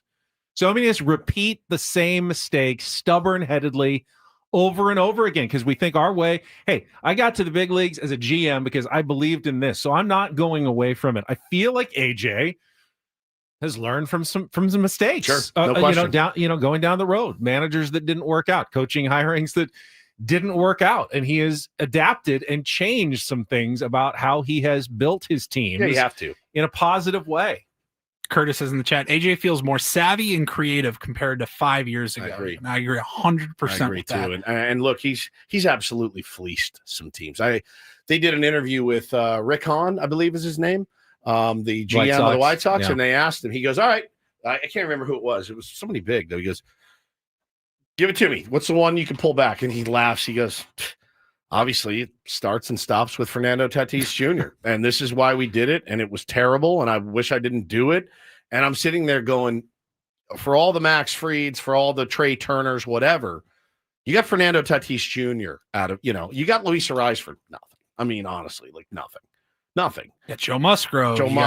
Blake Snell. I mean, what was that? Like Luis Patino? Right. And some guys. And now you have Luis Patino back in your organization. Like, it's wild. It's wild. Everyone said for a while, don't trade with the Rays. We've actually traded with the Rays pretty well. Yeah. He's done a good job, man. And like you said, I do think it's important to note he absolutely has learned from a lot of his mistakes. Now, could that change? Absolutely. Could he go out and trade Leo Dallas DeVries, in 2 weeks for Jaron Duran? Potentially. Nothing's off the table with this guy. Idea. Homework assignment for Ben.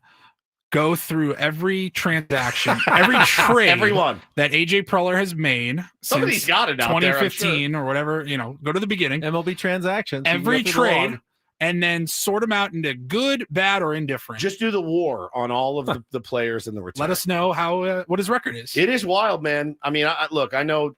How many trades do you think that is, by the way? How many trades has he made? 400? In 10 years? At least. I wouldn't say he makes 40 a year, but it feels like it. I would say we're probably well over triple digits at this point. Oh, yeah. I mean, mean, under 150 trades. That sounds close to the number. Maybe a little under. I don't know. It's crazy. 15 years a lot. It's crazy. It's crazy, the number. The number is absolutely astounding. I would guess, there's going to be so many prospect for prospect, neither make it to the show. Sure. You put that in the indifferent pile. And then there's bad trades. We all know them. And then there's been good trades. We just talked about some of them. I bet he's hit on more than he's missed for sure. Yeah. Right? Yeah. Yeah. I would say he's brought more war in to the organization than he has shipped out future war. Like what you lost. Ben will let us in the know at future 9 o'clock to- tomorrow morning. The guy in our chat crying again is like, man, we gave up Jack Sawinski. Jack Sawinski's hitting 128 with 1 RBI. He has 5 hits on the season.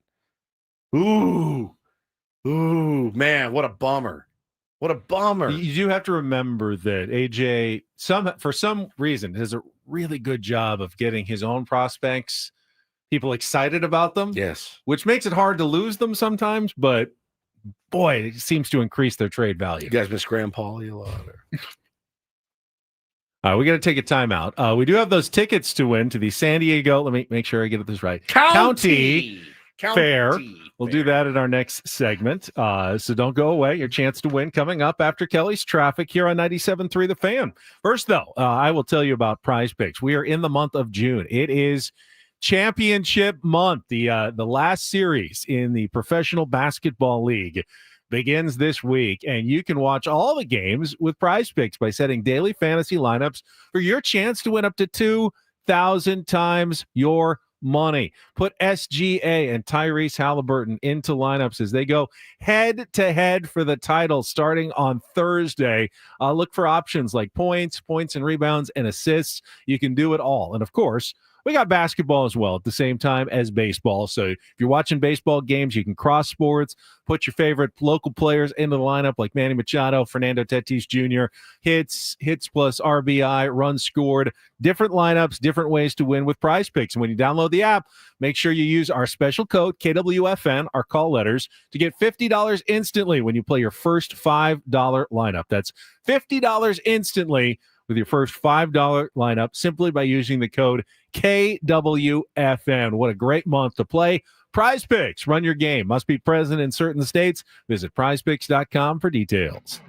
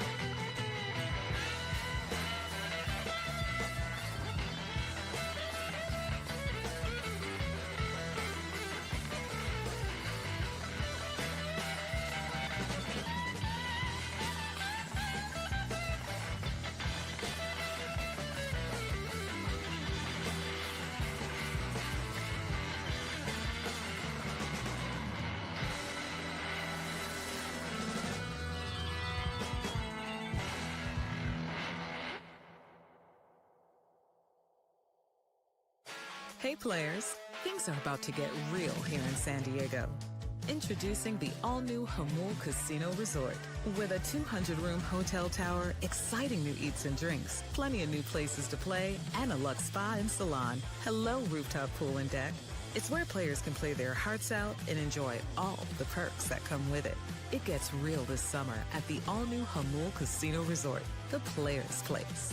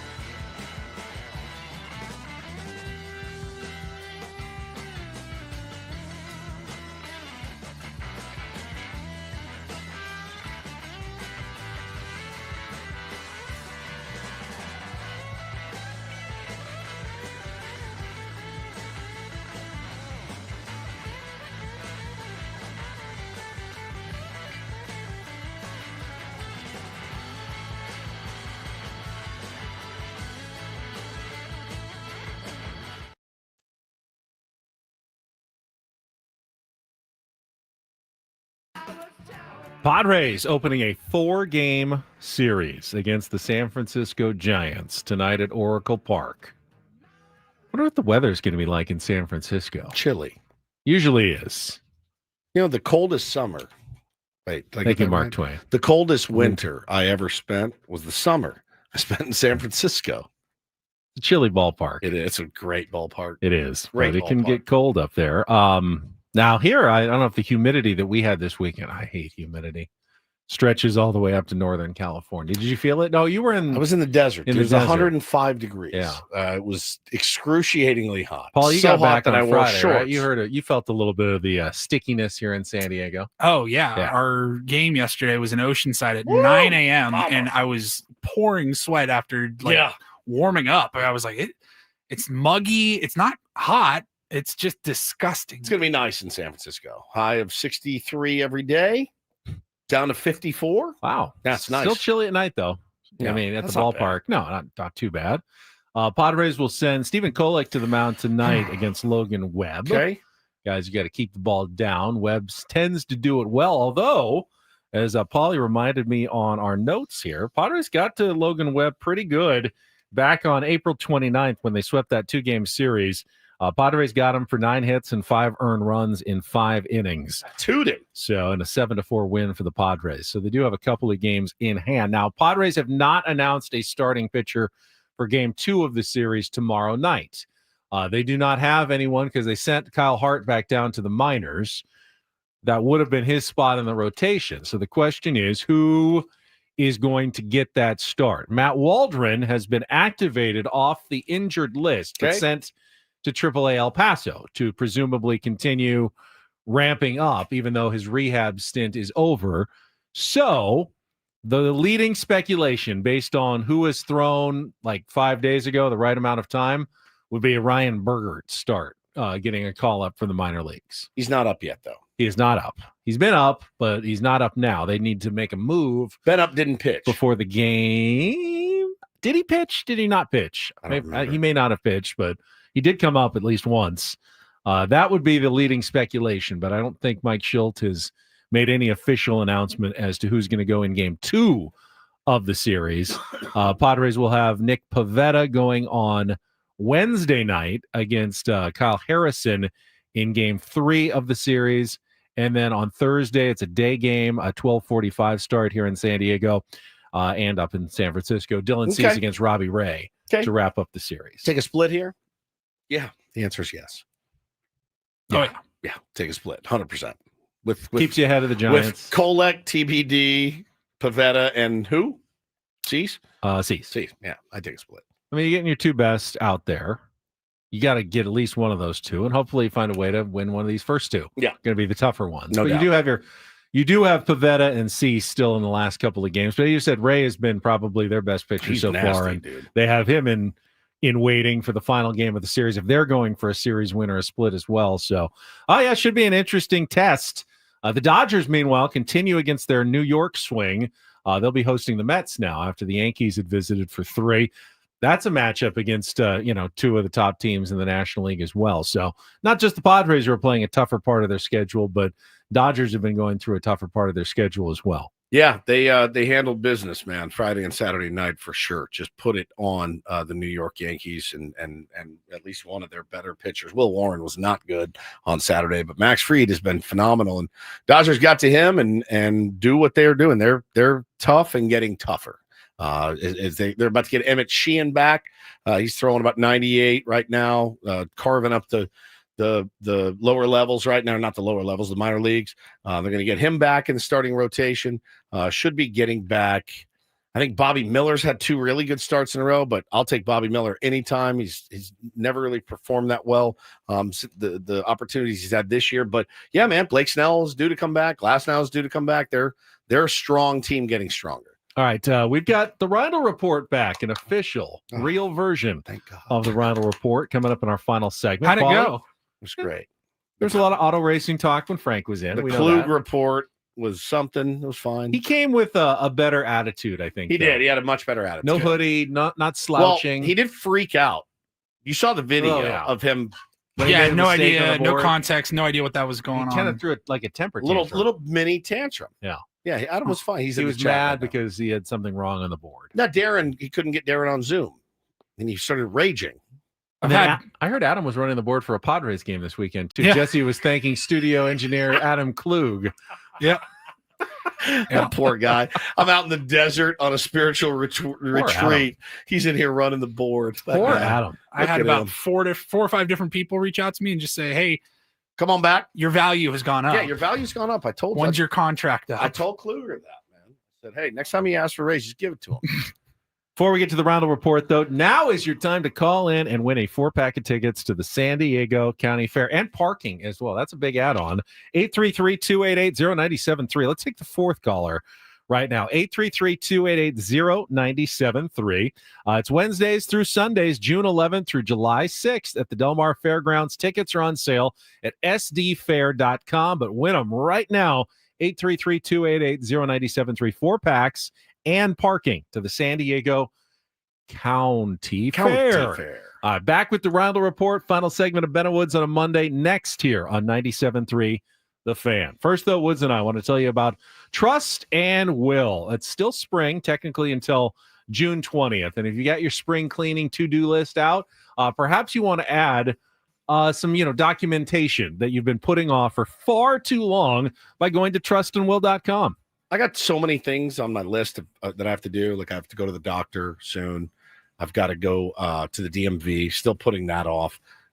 This is one that you can just do and you're done forever. You're done. You get your will or your trust done and you're done. You put it in the desk and you forget about it, right? And go to trustandwill.com. Use the code FAN when you check out. You'll get 20% off and they'll send you your estate documents for free. You throw them in your desk and you're done. Yeah, it only takes about 20 minutes, really. It's And so you can easy. get real legal documents, super affordable. You don't have to go to a lawyer's office with billable hours, like Wood said. Just use the code FAN, get 20% off and free shipping at trustandwill.com.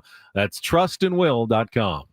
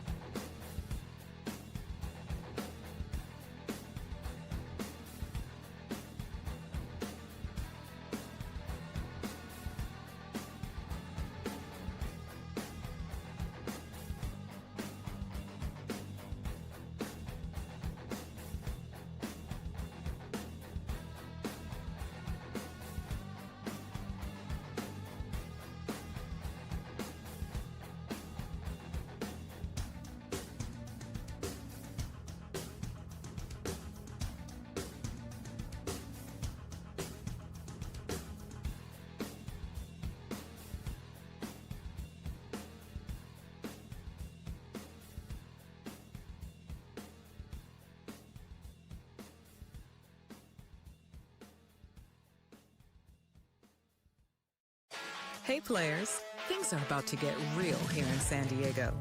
Introducing the all-new Hamul Casino Resort. With a 200-room hotel tower, exciting new eats and drinks, plenty of new places to play, and a luxe spa and salon. Hello, rooftop pool and deck. It's where players can play their hearts out and enjoy all the perks that come with it. It gets real this summer at the all-new Hamul Casino Resort, the players' place.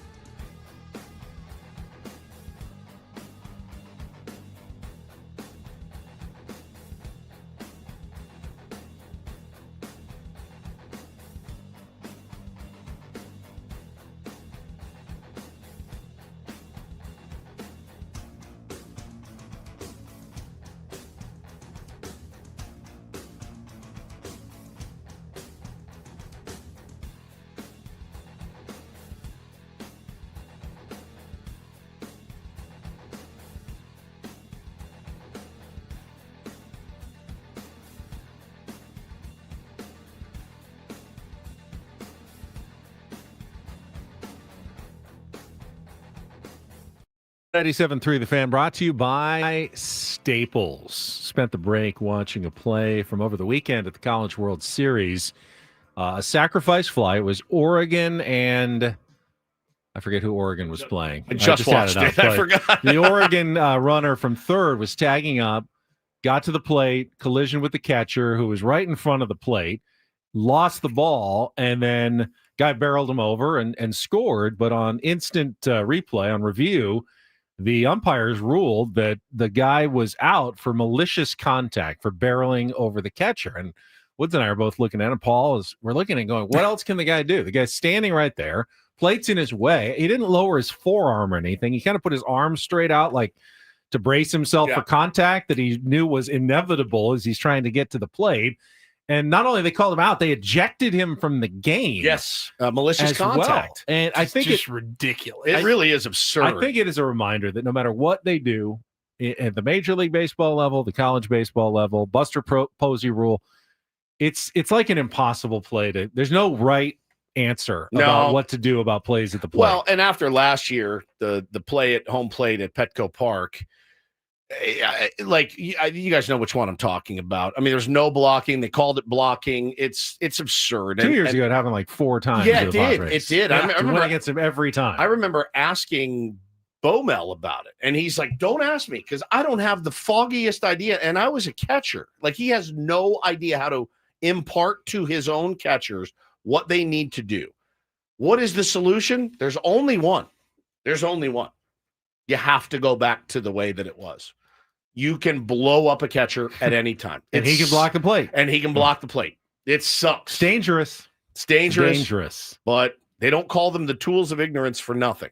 Like there is. But then you go back to that and you lose a catcher like Buster Posey for a year because of an injury, and you go, well, now I remember why we had that rule in the first place. It's how it's always been. It's how it's always been. It's the only way to fix it. It really is. And that's the tough part. It's the only way to remedy it. The way to fix it, you're right. That's it. Go back to how it was, and if you have a star catcher, you tell him, don't swipe tag. Do not block the plate. Do not risk getting injured. You're too valuable for one run over the course of a season. It's not worth it. Not worth risking it. Yeah. Don't block the plate, Buster Posey. Think about. I don't care if it makes you not look tough enough back there. We can't lose you. Think about back in the day, the takeout slide at second base, shortstop, and all that, and they got rid of that. Yeah. And if it's the playoffs and it's game 7 and it's tied and you got to you got to wear it. You got to wear it. You got to wear it. Yeah, man, it's tough. There's no as far-fetched as it sounds, Ben. The only way you could fix it entirely is to have another base off of the base that you stand on, and if I catch it before you get to home plate, you're out. No collision, no contact, no tag necessary. It's almost a forced play. No baseball at home. No baseball. That's not baseball. That's not baseball. But man, it is that I felt so bad for that kid from Oregon. I would be okay he did with nothing double right. bases at first. Me too. I'm fine with it. Talked about that. Doesn't matter to me. That doesn't make that makes a difference. no negative impact on the game whatsoever. It doesn't change it at all. It really doesn't. But man, Commendatory said, let's not forget this game used to be perfect. Yeah, there were definitely some perfect aspects of it. Now, I don't want somebody barreling down on my shortstop and how they used to roll up on him and take out the knees and all that. That's fine. But man, the catcher is there. He's got all his gear on. The guy's coming full steam ahead. It's really the only way to fix it. It really is, because nobody, even including the umpires or the managers, knows what blocking the plate is anymore.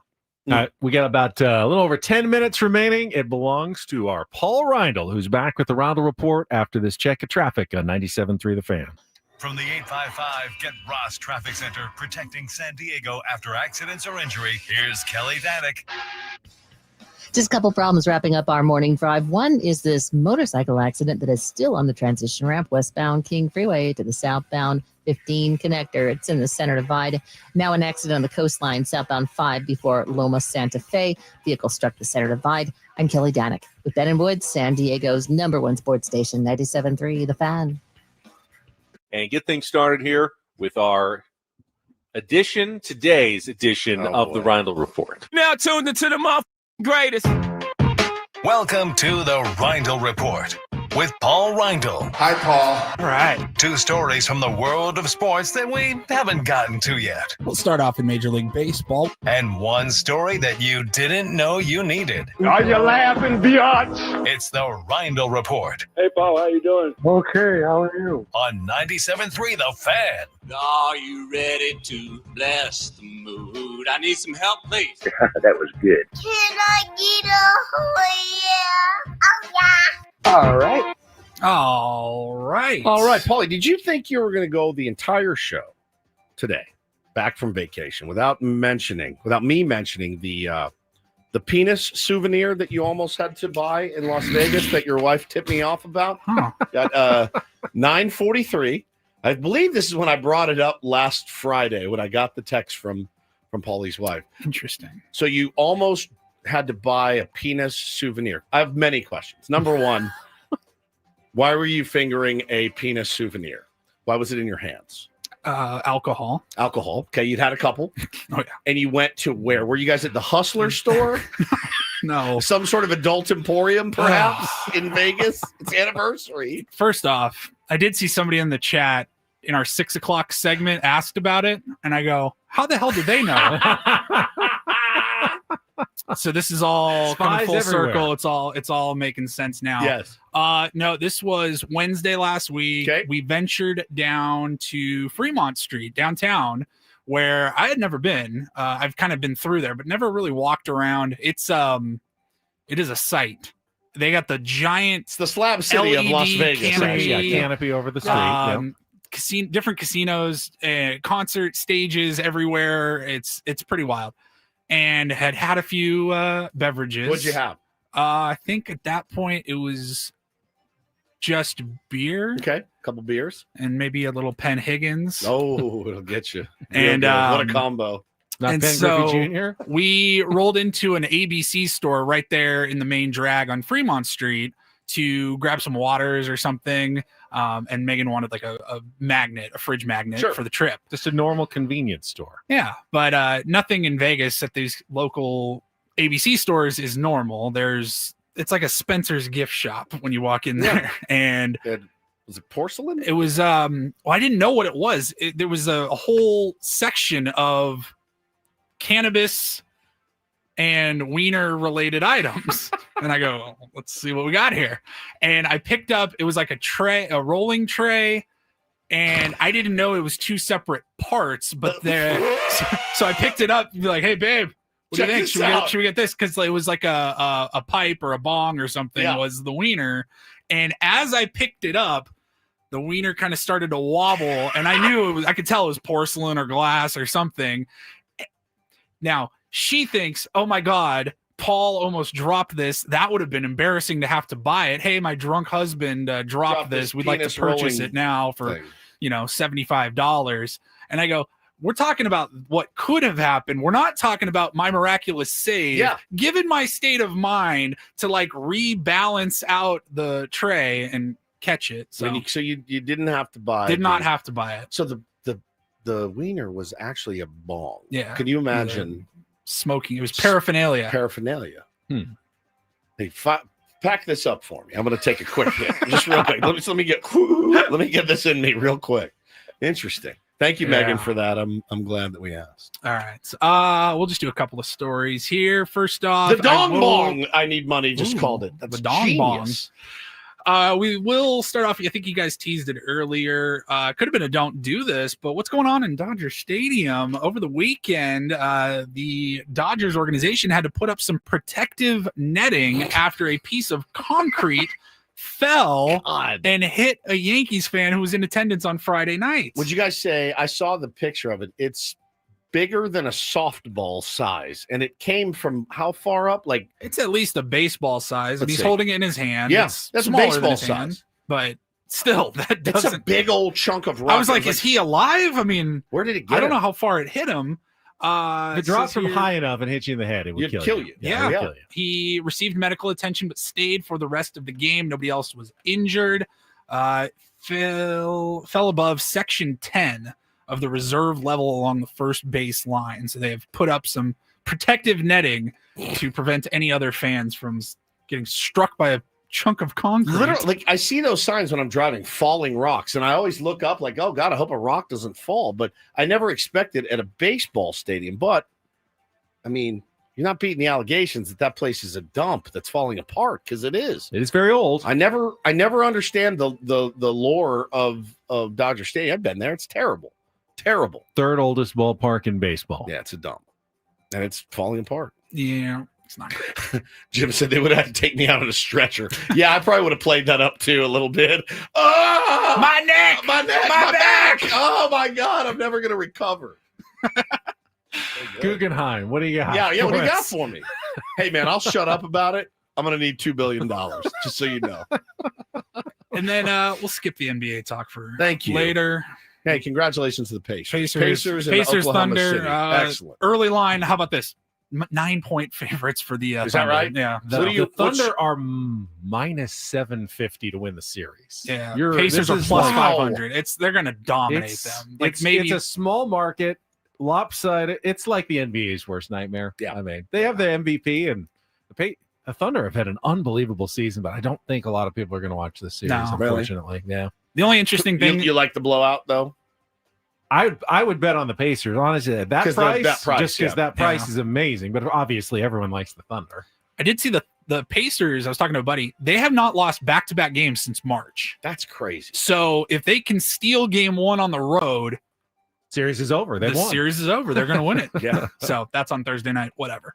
I got some pretty sad and shocking news, actually. So we talked about it before. The King of the Hill revival that's coming later this year was officially announced last week. The creators were waiting for, I think it was South by Southwest Festival in Texas to play a trailer and talk about the revival of, it was one of my favorite shows when it was on.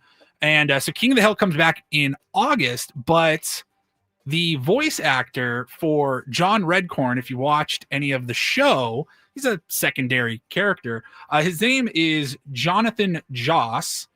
He was murdered overnight in Texas. He had a argument with his neighbor, and his neighbor shot him, and he's dead. Now, there were reports overnight, like speculation, hey, somebody died in this neighborhood. All we know is he's unidentified, but he was, I think 59 years old is 59. And they said that's the same age as the voice actor. And then it came out a couple hours later that it was confirmed that he was murdered. I don't like murder stories to wrap up the Randall report. I like fun wiener stories. I should have waited. Well, yeah, it's the only story I wanted to talk about was Sydney Sweeney's bath. So we did that, and already. I figured you guys already talked about it. I would love to ask Woods, because you have all your voices that you'll do, but I don't think you've done a Hank Hill. Mike Judge's Hank Hill. Do you have that one in the repertoire? Damn it, Bobby. That's about as best as I can do. Damn it, Bobby. Not bad. Not bad at Damn all. it, Bobby. But it feels a little disrespectful to just go right there after the tragedy that Paulie just brought up. Now we have 3 minutes to awkwardly Shout out to his family. John Redcorn. 2 minutes and 57 seconds. John Joss now. is the actor. Yeah.